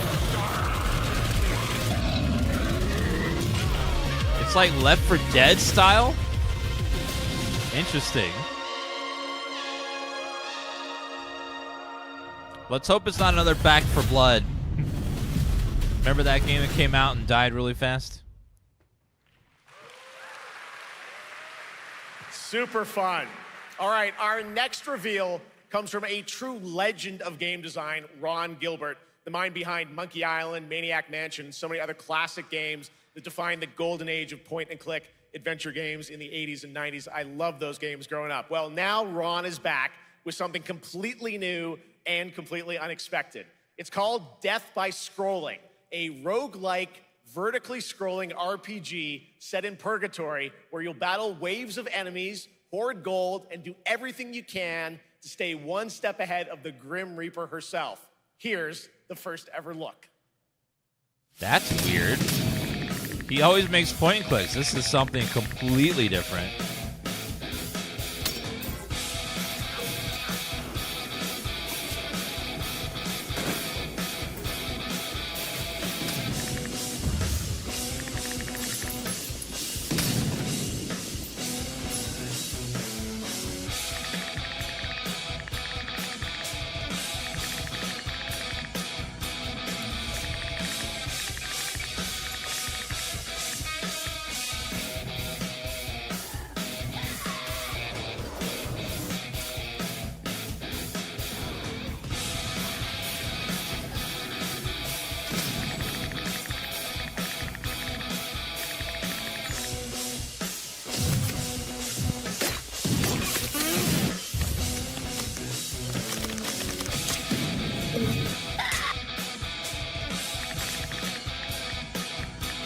I don't know yet.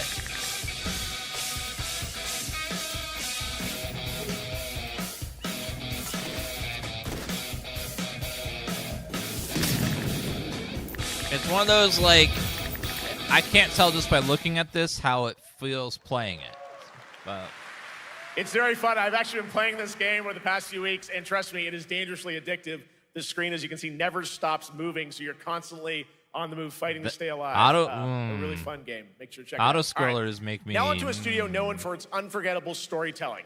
Back in 2019, the groundbreaking RPG Disco Elysium took home 4 Game Awards. Since then, Zaum, the studio behind it, has been through a host of changes, but tonight, 6 years later, those who now make up the studio are ready to give the world the very first look at their next CRPG.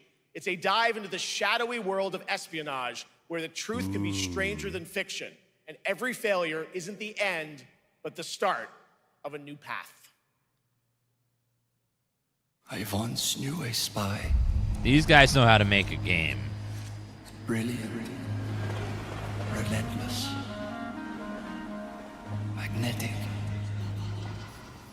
Or wait, is this the studio that didn't make the game, but they all got... I was confused by the way he worded that. Is this the studio that made the game, or the studio that now has the name of that studio, but it's not actually the same people? She tried to look out for me. Oh, so it's just the studio name only. Okay. None of it mattered in the end. Everything she touched rippled into failure. Well, we'll see.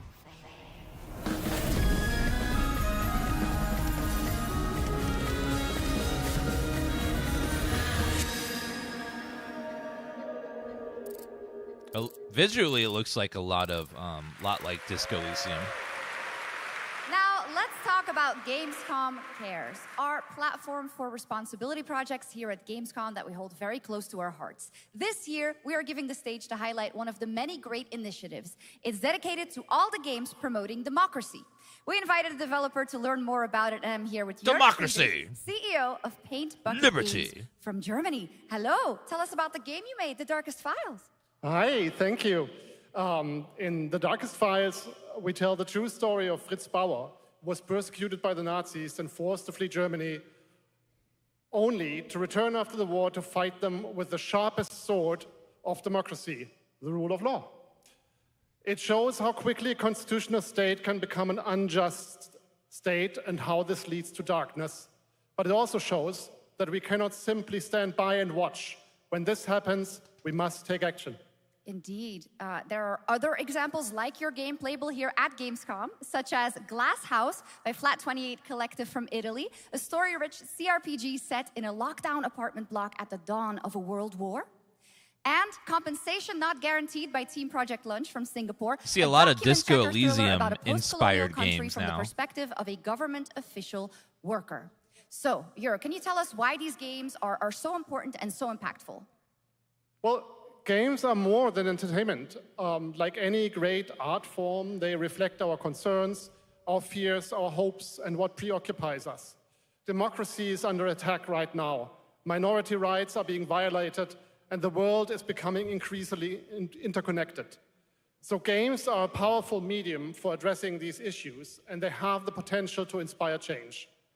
I am glad that not only are many people in the global games industry engaging in projects like this, but also more and more institutions like the European Commission or the United Nations. A very important message. Thank you so much, Jörg. And of course, thank you to all of the dedicated developers around the world who put so much heart and soul into those games, making the world a little better. Please check them out, everyone, and check out all the great initiatives of Gamescom Cares. Now, we have much more Gamescom ONL to come next. It's a very special performance of the music of Clare Obscure Expedition 33. Yes. Plus Resident Evil Requiem.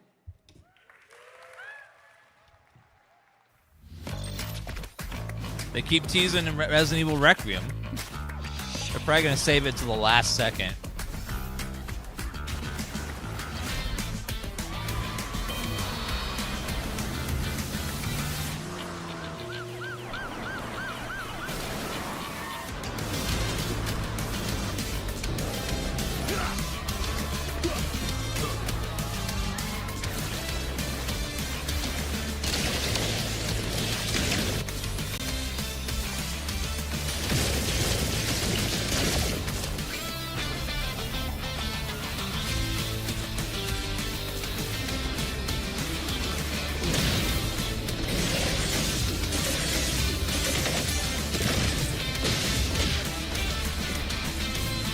I see giant titties. This must be a gacha game. Yep. Mobile gacha game. You're just a part of my life, and you're just a part of my life.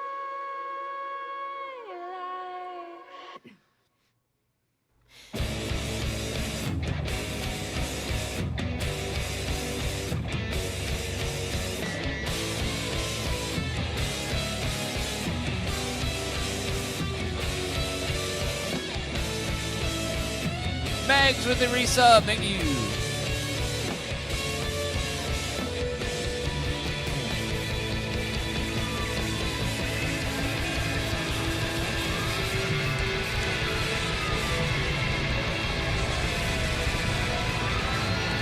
And I can't get rid of you.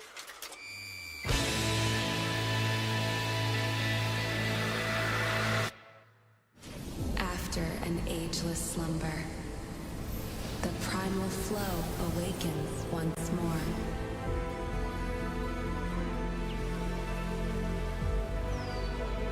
It is fate that brought us together. Are these a bunch of ads for mobile games? She's shop.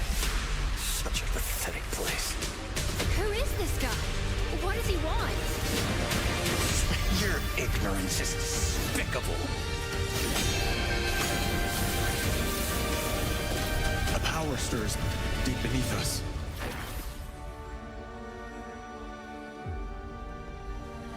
Whatever's lurking, it's behind this gate. The ground is shaking. It's people.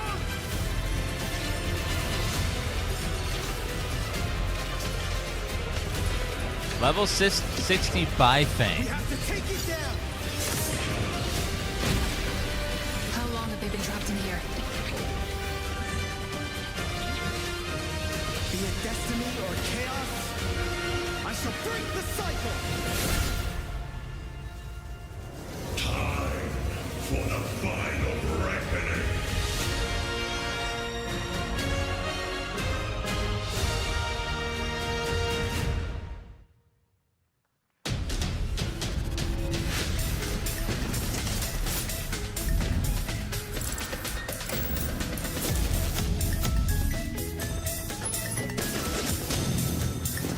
Fortnite, but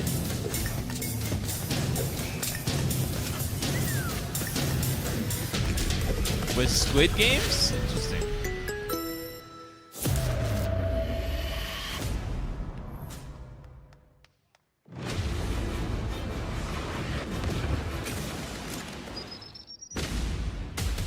You can't stop my legacy. Okay, I'ma set it off, get back. Turn up the knob and take it to the max.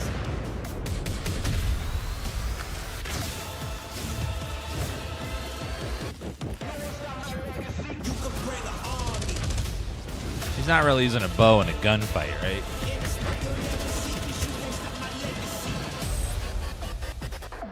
Delta Force. Man, so many mobile ads in a row there. You just got a fresh look at Delta Force, which launches today on PS5 and Xbox. And the best part, it is free to play. Now it is time for best something part? truly special. No. One of the most requested moments from our community this year. Earlier in 2025, Clare Obscure Expedition 33, the debut title from French indie studio Sandfall Interactive, captured hearts with its stunning Belle Epoque-inspired world and unforgettable style. Absolutely. This is a very special game, and tonight we wanted to bring that world to life right here on stage at ONL with a special acoustic performance from the game's soundtrack. Please join me in welcoming, for their first big live performance ever, the composer of the game, Lauriane Testar, and vocalist Alice Dupont-Pessier, performing Alicia from Clare Obscure Expedition 33. Oh, damn. Okay. The music in that game was so good.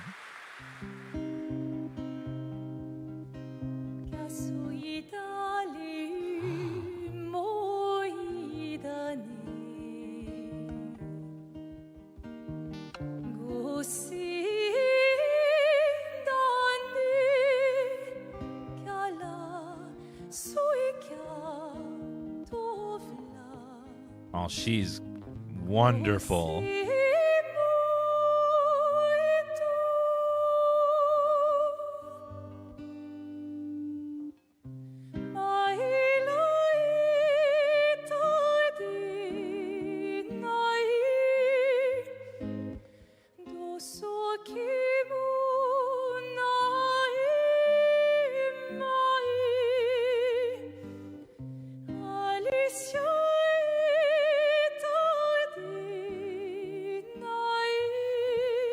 I wish I had talent. Damn.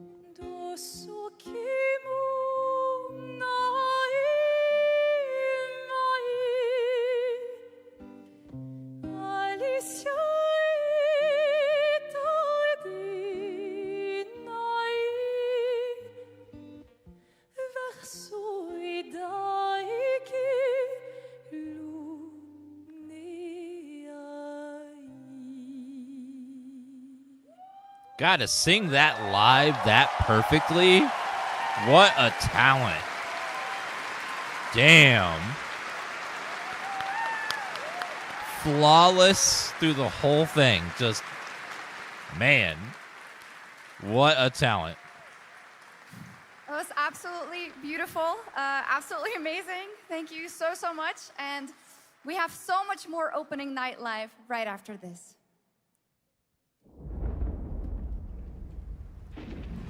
Since ancient times, the Hayabusa and Raven ninja clans have fought to keep peace, with the Hayabusa clan in the spotlight.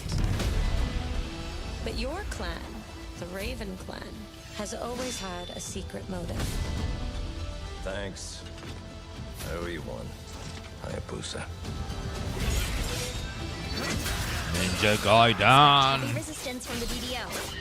We're all counting on you, Yakumo. Jeez. Yas. Yakumo, Gore. just focus on the hostiles for now. Understood.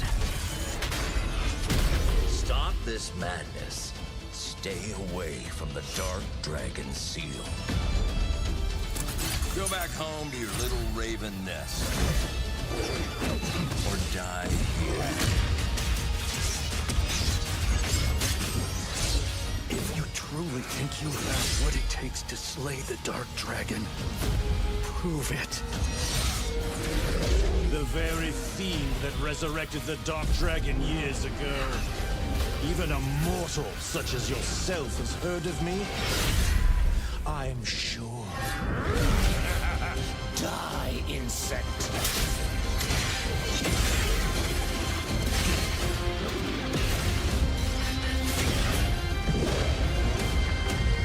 Please, don't kill him. The whole world's at stake. October 1st. Well, we've seen so many great games so far, so make sure to spread some love to these amazing developers and teams behind them, and wishlist your next favorite game on Steam by checking out our Gamescom Steam event. And the best thing is you'll find even more games from this year's Gamescom show floors, from beloved indies to big blockbuster titles, by scanning the QR code below. Now it's time for the world gameplay premiere of an MMO shooter set in a post-apocalyptic dystopian Seoul, South Korea. From NCSoft, this is Cinder City, blending narrative-driven shooter action with a vast, seamless open world. This one we saw a bunch yesterday, but we didn't actually see any actual gameplay. Get on the ground now! Drop your weapon or we'll shoot! Drop your weapon! open. Last warning. You've crossed the line. Are you trying to get us all killed here? 3 minutes to drop. Everyone stand by.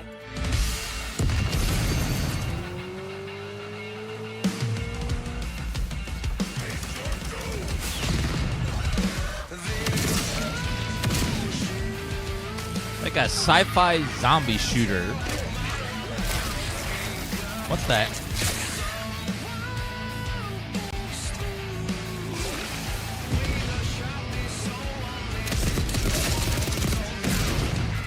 Holy.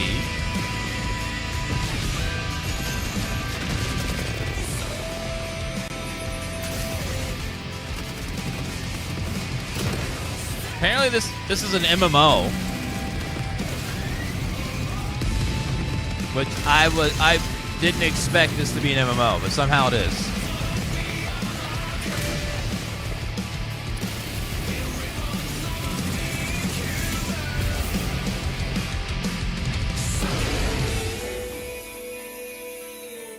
Yeah, we looked up yesterday and they described it as an MMO, so I don't know how that's going to work. That's but not all. We've now got a second brand new game from NCSoft. Time Takers is a competitive team-based survival shooter where the ultimate prize isn't points, it's time itself. Here's your first ever look at the gameplay. Time itself?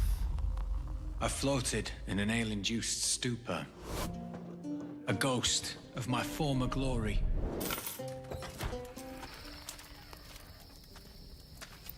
Until one day when I was stabbed. I hate when that happens.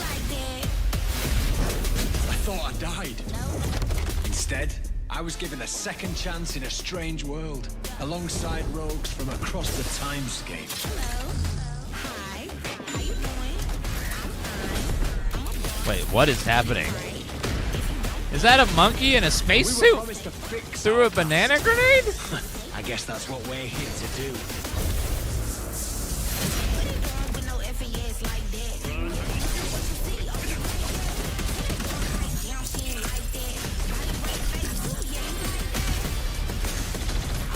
So when you kill enemies, you get time?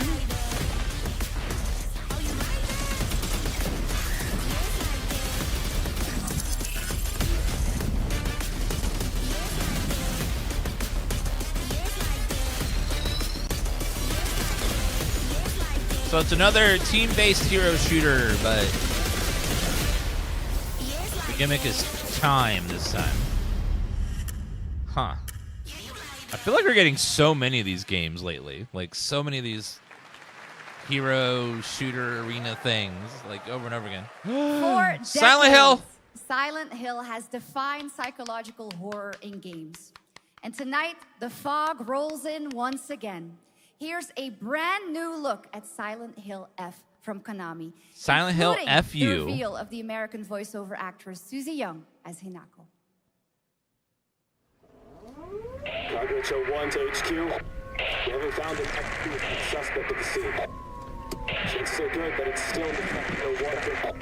We better consider the hunt. Over. Last seen fleeing Tsuneyoshi Shrine. Exercise extreme caution.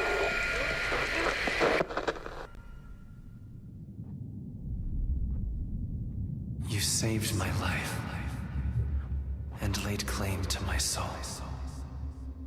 In turn, I shall save your souls by claiming the life of your old self. Who was that? What is this place?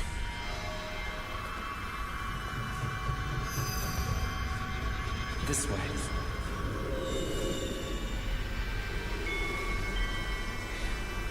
Better get going. Kind of get Fatal Frame vibes from this.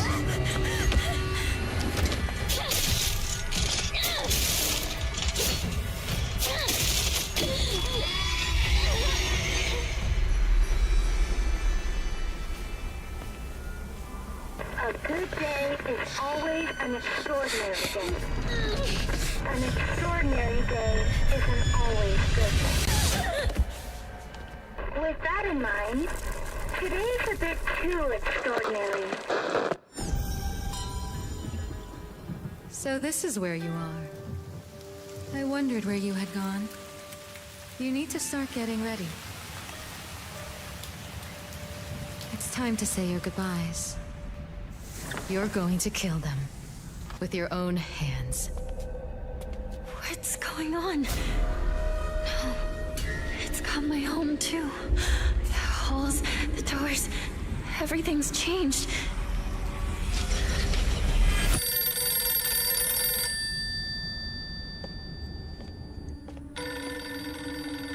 Tell me, who are you? Please. Just die.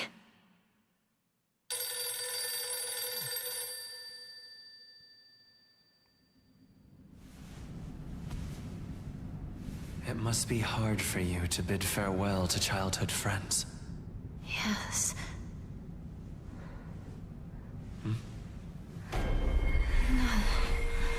Man, what a fox. On a Silent Hill game that doesn't take place in Silent Hill, at least that we know of yet. It's going to be interesting to see if they can pull it off.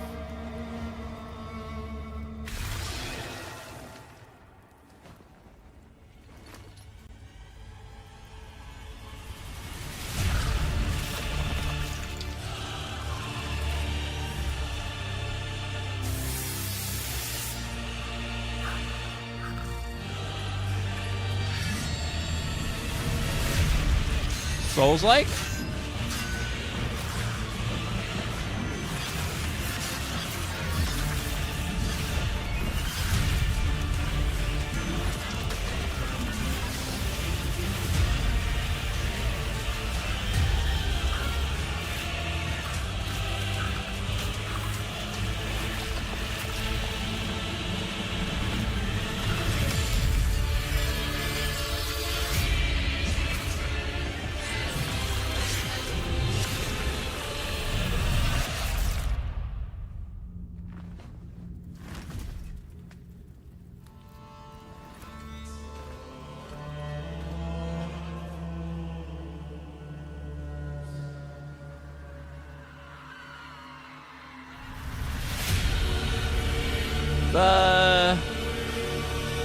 Divina Commedia?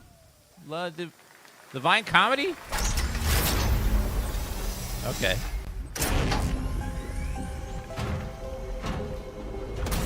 Traveler ND3500.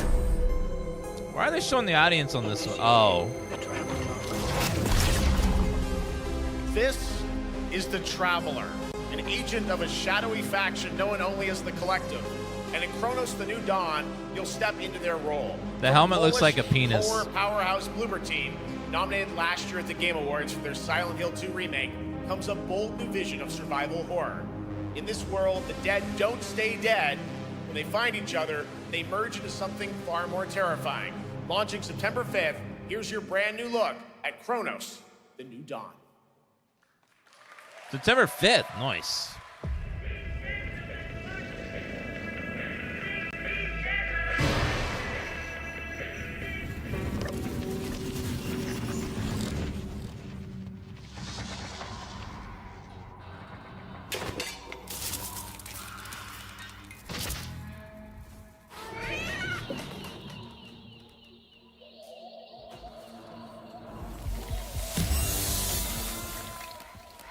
Nothing better happened to the kitty.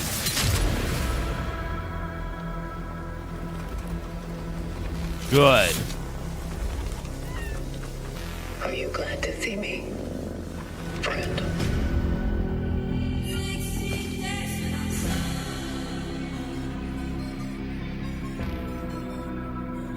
This looks really bizarre and weird. Can't wait to play this.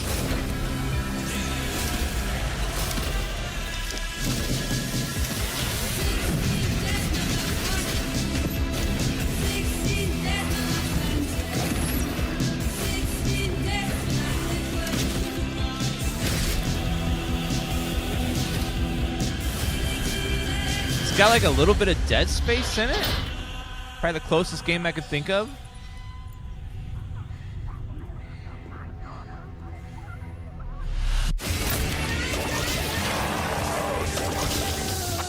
Stay calm.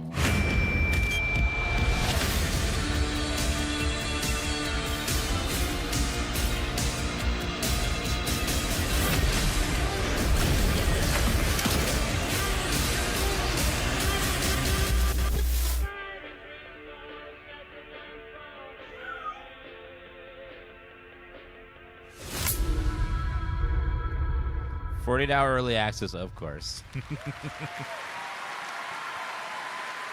So technically the All third. right, for our next trailer, let's turn it over to the head of sequels at Obsidian Entertainment.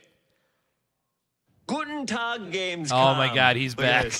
Tens of thousands of Europeans packed into one building in the dead of summer with absolutely no air conditioning. This is the type of dystopia we here at Obsidian Entertainment absolutely respect. What is this? Am I experiencing Schadenfreude right now? I may have messed up the pronunciation, but you knew the idea. How are you? My name is Mark. I am the head of sequels here at Obsidian Entertainment, and I've got big news. I am going to drop a brand new trailer for The Outer Worlds 2. What are you gonna get? More planets, more chaos, and an actual release date now that GTA 6 got pushed to the spring. So, strap on in. Stock up on some gummy bears, stock up on your favorite pretzels. Get ready, here comes The Outer Worlds 2 trailer. Roll it, Jeff. It's gotta be Jeff that's rolling it, right? No, it's And someone now, working for Jeff, but yeah. A trailer for the part of the game you'll remember more than the ending. The Companions. Let's skip the Oh. Valerie. Chemically enhancing your statistically unsafe lifestyle. Azza. This might sting a lot. Ooh, an enemy. Nez. Son of a spread.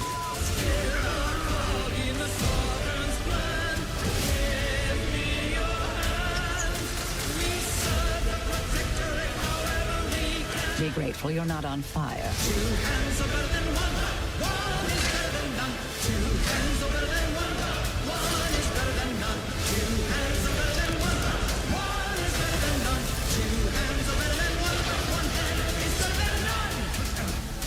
And no, you can't sleep with them.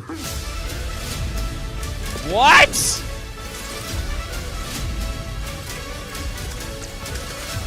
No space sex? What's the point?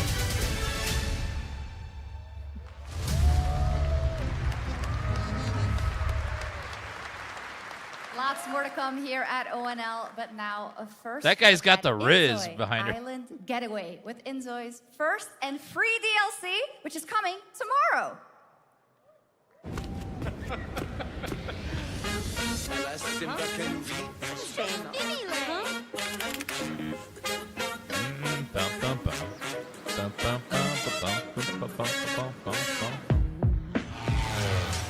Relax. Don't worry about it. Don't stress about it. Don't let it get you down. No, no. Relax. Stop running around it. Yeah, it's like Korean The Sims. You will see it's all good in the hood. Sims is what it's trying to be like.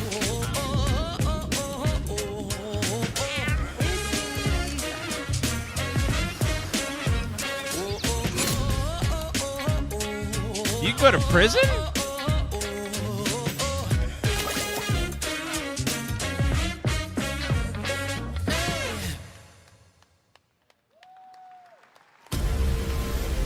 It's an early access now, and it's pretty bare bones, but definitely got a lot of Sims DNA in it. Awakeners, prepare for the final confrontation. Mother! Holy goddamn!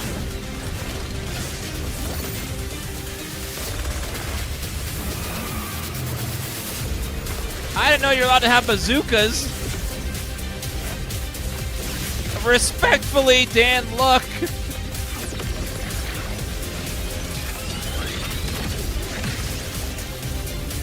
Sorry, Dan looking. Dan MOBA.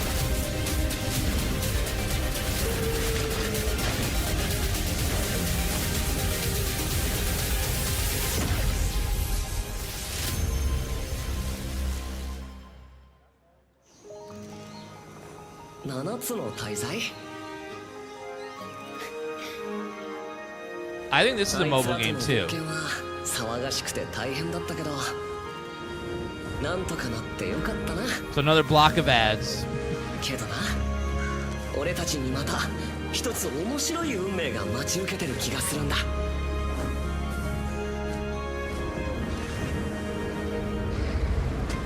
多分楽な冒険じゃないだろうな。この広い世界にはたくさんの試練もあるはずだ。だけど俺たちが力を合わせれば乗り越えられるさ。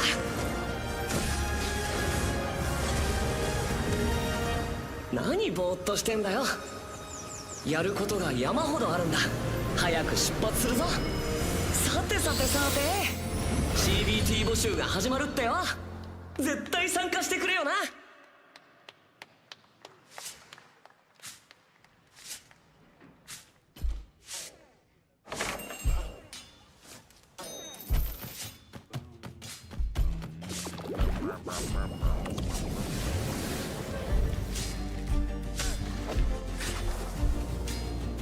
Oh, this one. Moonlighter 2. You played the demo of this. It was pretty fun.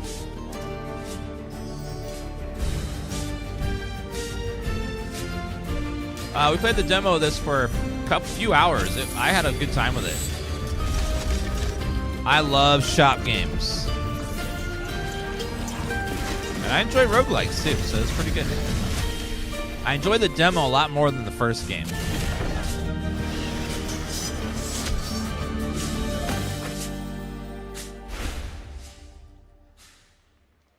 Oh, early access. Okay. So we get to play it soon. My fire. This is still live? Your reputation is legend. They've restarted the development of this like 3 times, so I'm really worried about this game.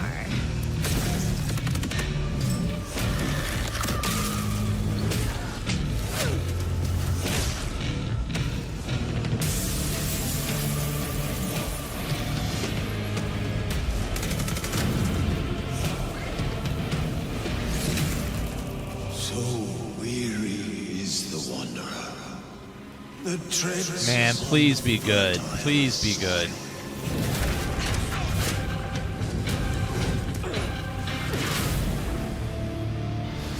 The first game's one of my October 21st? There are some big news. We finally have a firm release date for Vampire Bloodlines 2, October 21st of this year. And next, since we're here in Germany, it is only fitting to spotlight a homegrown success story, the deep survival crafting of Enshrouded from Keen Games in Frankfurt. Still in early access, Enshrouded has already let friends adventure, fight, and build together in endless ways. Enshrouded's But tonight, really good. The world is about to change forever. A new force is coming, one that will redefine how you explore, how you build, and how you survive. It's a monumental edition, and you're hearing about it first, right here at Opening Night Live. What are they changing? I dreamt of a time before the corruption and the fight for survival. I dreamt of a shimmering home and of exile. To find peace, we must brave the deep. Wake of the Water. Hear the old gods whisper, and an ancient fury awakens. We shall purge the profane and command the water to yield to our will, for there is no greater power than the flame of the faithful.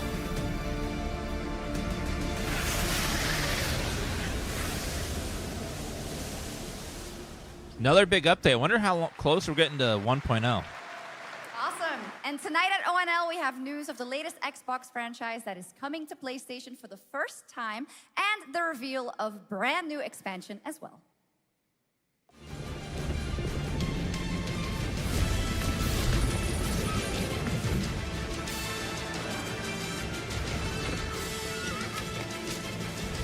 Age of Empires 4 comes to PlayStation.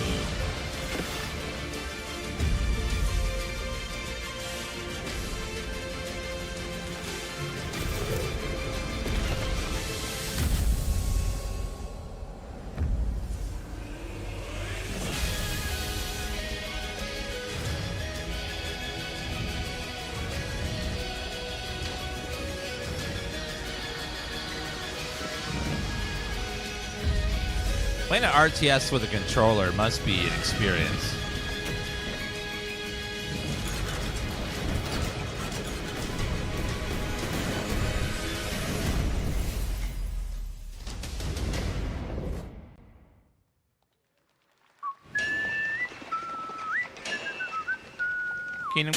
Kingdom Come Deliverance 2 DLC?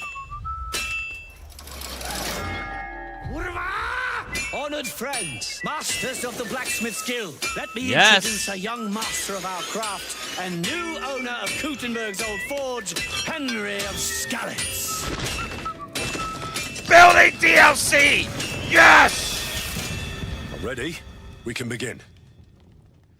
Yes! First look at Legacy of the Forge, the second story expansion for Kingdom Come Deliverance 2. You'll put your blacksmithing skills to the test to acquire and repair a legendary burnt-down forge with brand new design features. Yes. All right. Do we have any Cult of the Lamb fans in here? Yes. All right. It's time for some big news for the darkly comedic action adventure management hybrid game. Here's the announcement of a major expansion to the game coming soon. Another expansion? Ooh.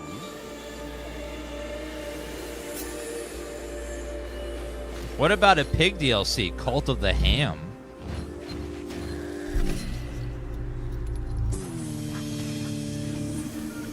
Or a giant lady DLC called Cult of the Mam?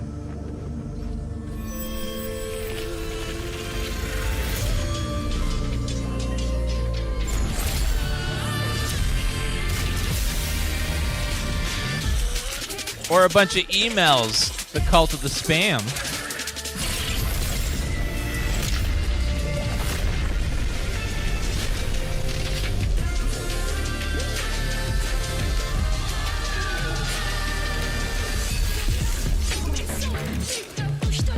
Looks like winter.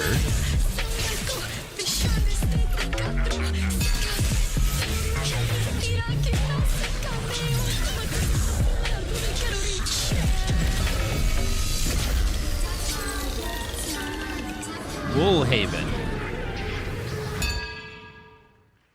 Awesome. Now, last year, World of Warcraft celebrated its 20th anniversary and kicked off its 3 expansion story arc, the World Soul Saga. Here to tell us more about what's to come is executive producer Holly Longdale.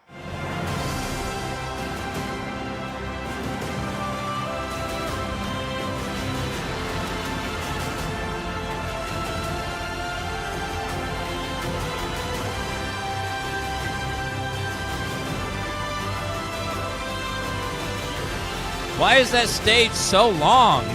They have to just trek down that long walkway. Hello, everyone. I am so excited to be here to reveal our next adventure, World of Warcraft Midnight. I'm equally excited to welcome you all home with our new housing feature. And if you're here at Gamescom, please come by and check it out on the show floor. We have a lot coming in this next expansion, our 11th expansion. Housing. To start with, on the horizon, there's a looming darkness, and it's threatening the ancestral home of our blood elves. But Midnight is also about light and about hope. and about heroes who rise when the world needs them most. Well, it's just the Blood Elves. And it's about the bonds that tie us together. And it all starts at the Sunwell. And if any of you have ever Remember the Sunwell? Do you remember the Sunwell?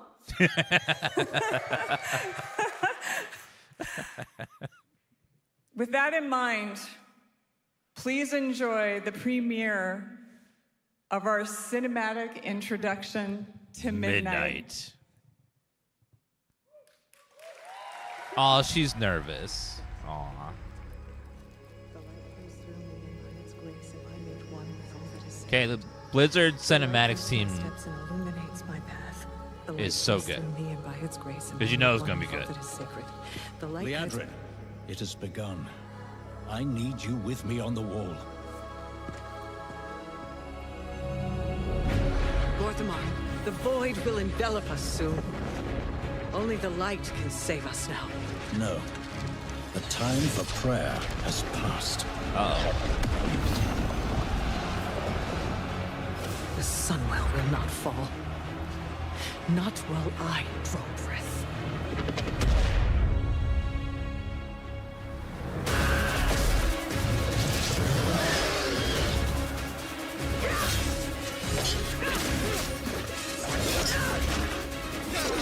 Little elves.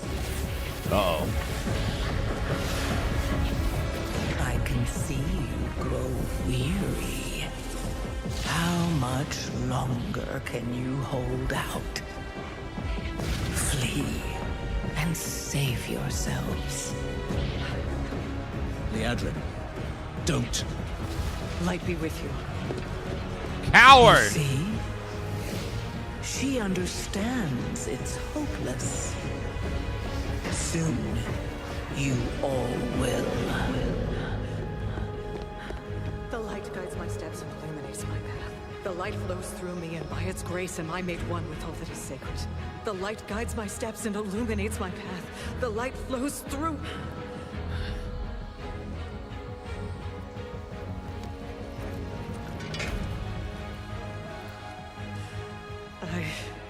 I know that I am unworthy.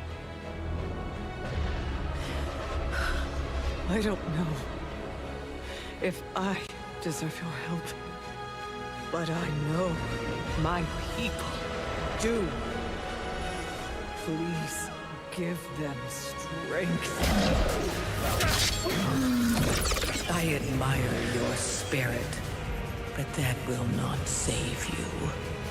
Soon, I will break your world. You can't even break one elf.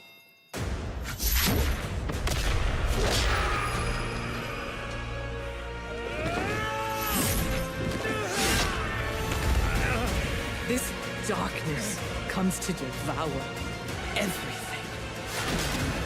And when it is finished, there will be no more light. Without your aid, we will perish. I beg you, help us.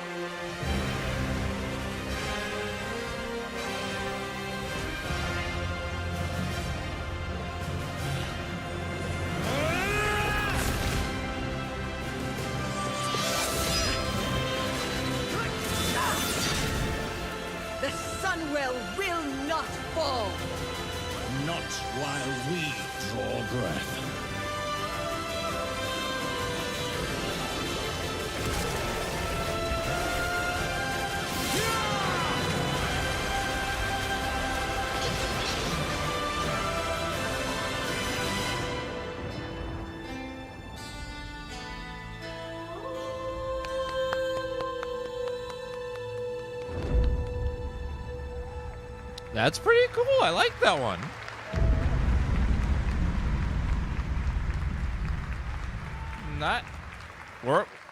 Blizzard cinematic teams. What a great cinematic. Nobody does those better than so Blizzard. Good. And hope you guys enjoyed that. All right. Next is the global announcement of a new project from Team J, the dev team behind Delta Force. Project Spectrum is a tactical shooter for the fearless. It is a physiological horror PvEVP game. Oh my That's God. Right, where you battle against monsters, other Too many players, letters. and your own sanity as widespread anomalies twist around the world. Face the horror or become the horror itself.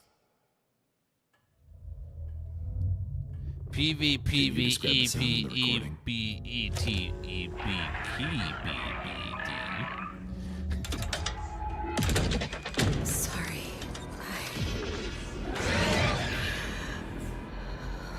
Let's go back to the start.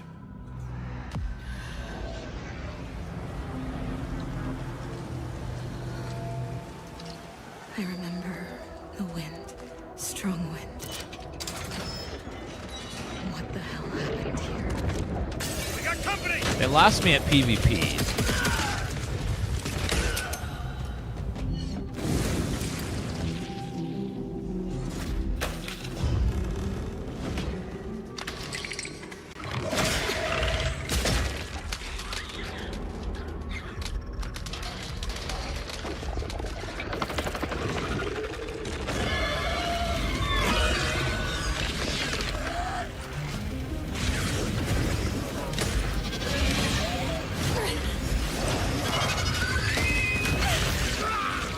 What a cute monster of death.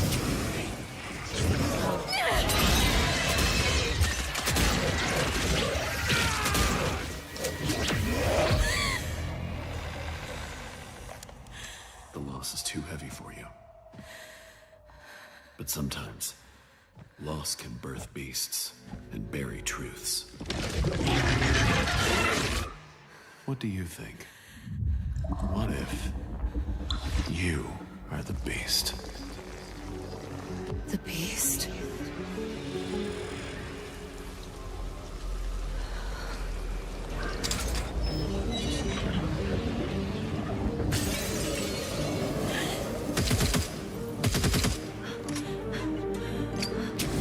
Watch out!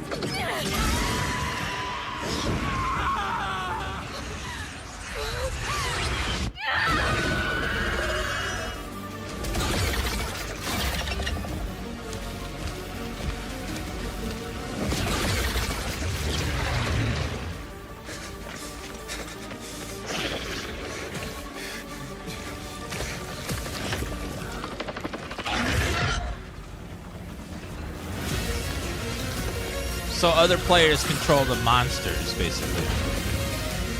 Okay.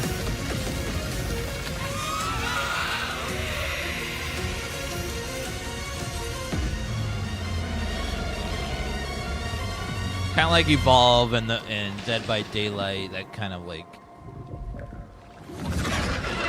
PvP, but it's like different power levels for each side. Could be interesting. All right, this next world premiere feels familiar, yet it is something brand new from Wargaming. And trust me, you've seen them with tanks, but you haven't seen them do anything like this before. And it's coming to PC, consoles, and Steam Deck.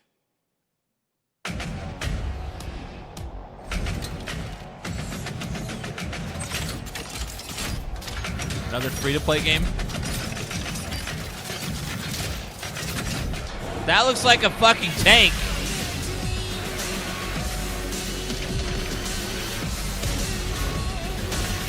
I'm seeing tanks. I don't know what they're like.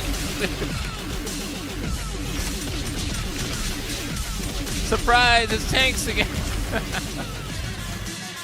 Maybe it's a tank dating sim. I don't know. A tank platformer.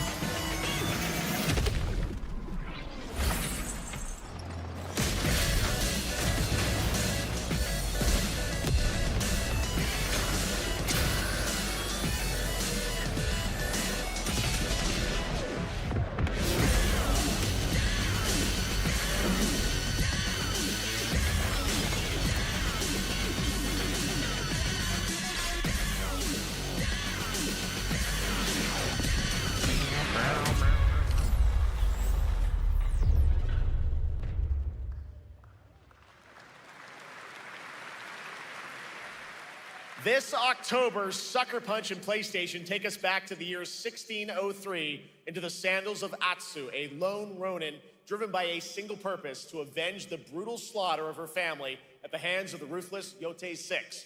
Tonight, we have a new look at the deadly, beautiful world of Ghost of Yote. Let's go.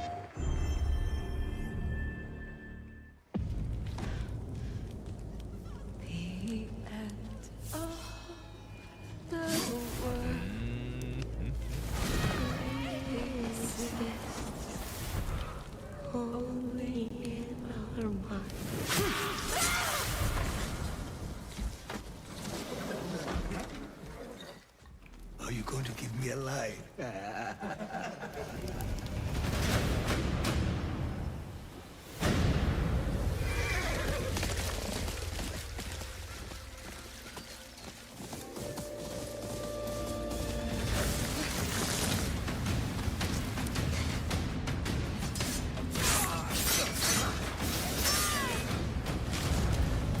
Swordsmith's daughter. I watched that tree burn. How did you escape? Same way. I survived every battle. The thought of killing you.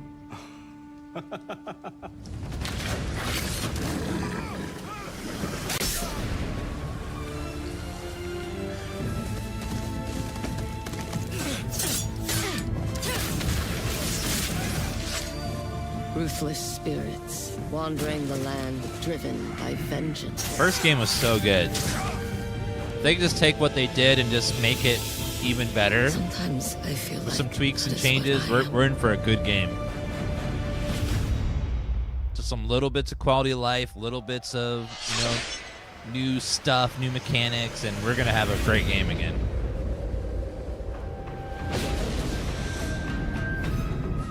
Hopefully a good story too.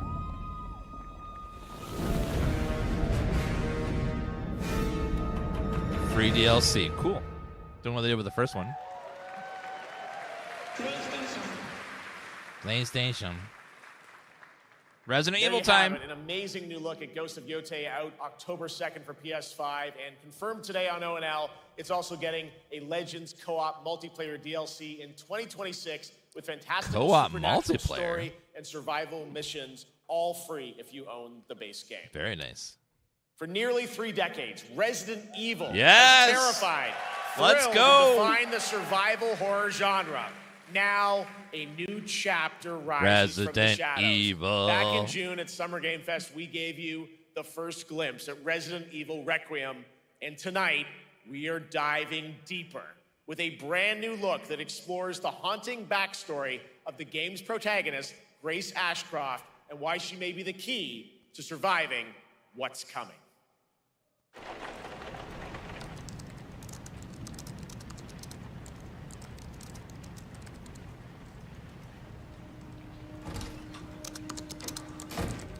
Wait, does this game have zombies in it? Hang on.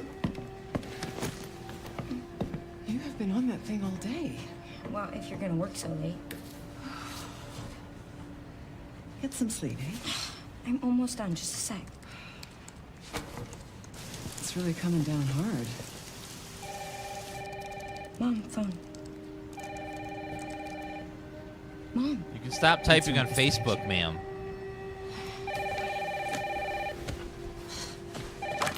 Hello? Miss Ashcroft? Yes.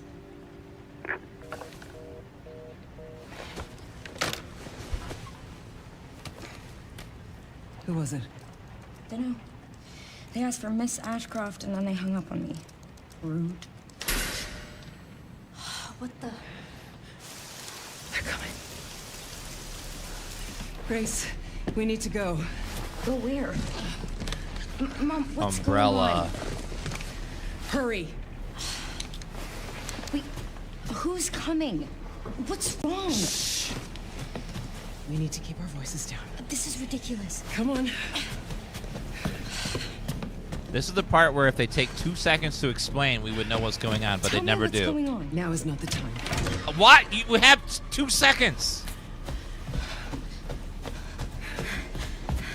Like to say Umbrella's coming or say anything, really.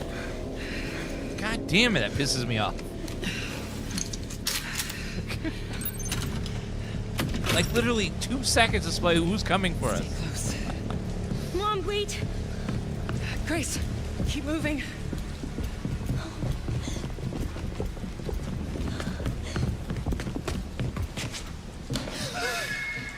Oh, who's that? Oh, I'm so sorry about the power outage. What happened? It's really no excuse, and I apologize for the inconvenience. Oh, no, it's fine. Yeah, don't worry. I should have it fixed soon. I just need to find my...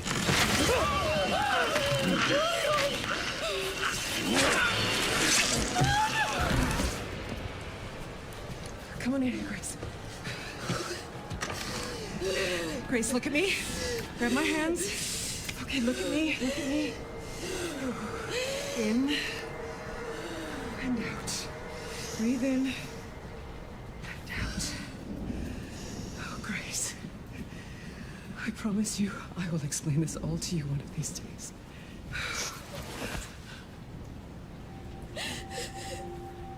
Grace. Please know that you are my hope. Never forget that. What are you talking about? Just... I love you. I love you too. Okay. Mom, I'm scared. No. We need to find a way out of here now. But we don't have any of our stuff. We can come back for it later. See all this time we could have explained what's happening?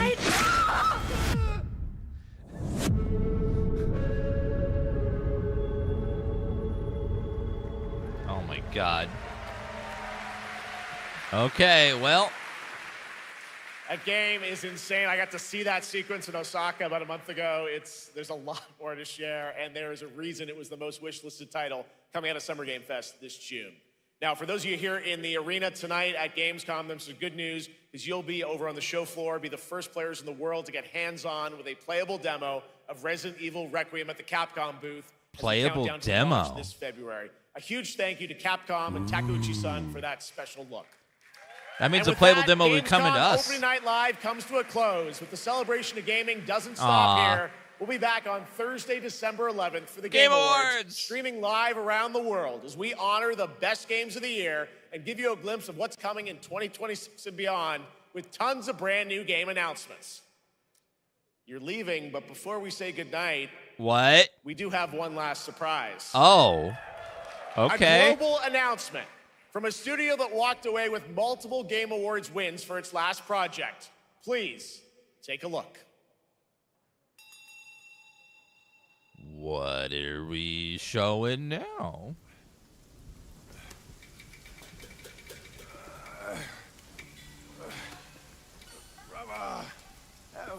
Help me here. You ain't even trying. It's all me.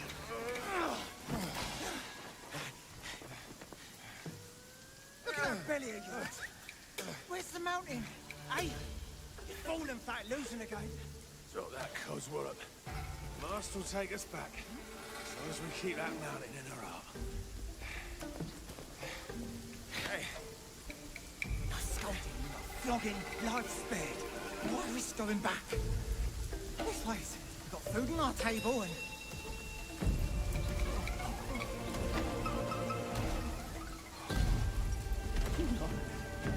They're coming for us.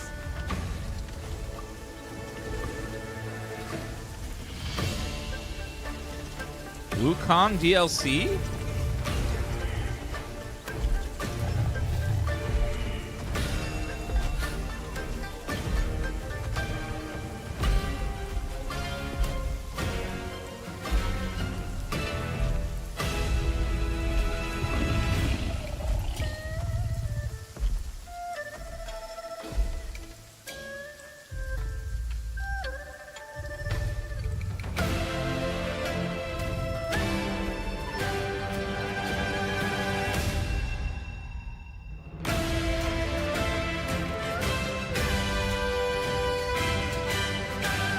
Black Myth Zong-Yi.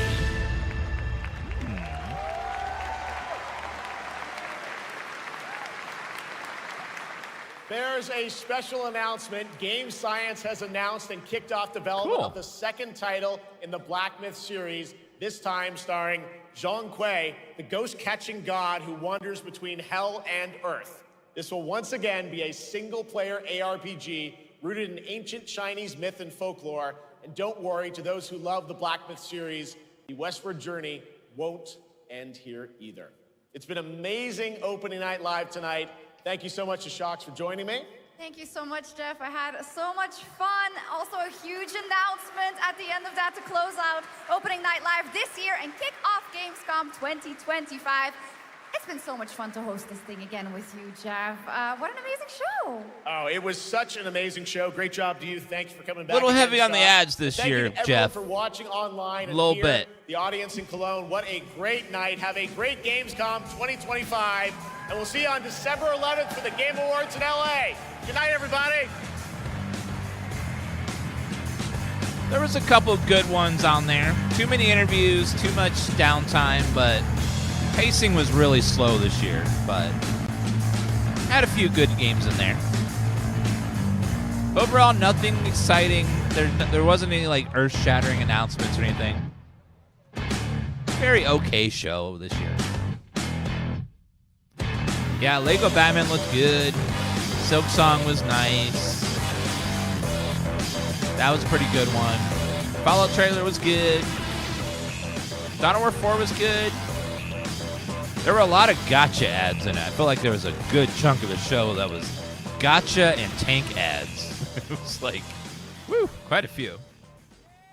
But yeah, it was pretty good though. Not bad. I'd say this year was like a 6 out of 10 for me personally in terms of like hype level, but it's not bad. There's been worse ones. It was a little heavy on the ads, a little heavy on downtime with lots of talking and interviews and stuff, but you know, not the worst ever. Slightly above average, I would say. Lego Batman looked good. I was excited for that one. The live music, yeah, that was great. The performance she did live was spectacular. That was so good. Chronos looked good. We're going to be able to play that really soon.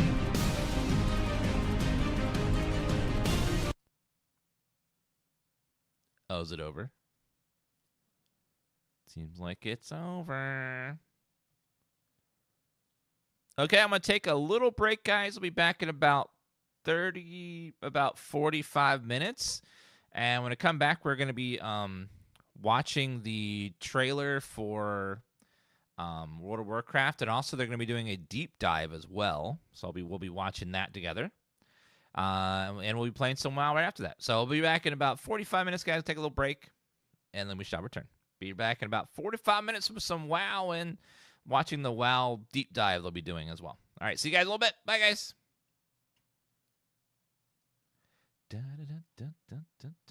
Here's a little something you may not know. All video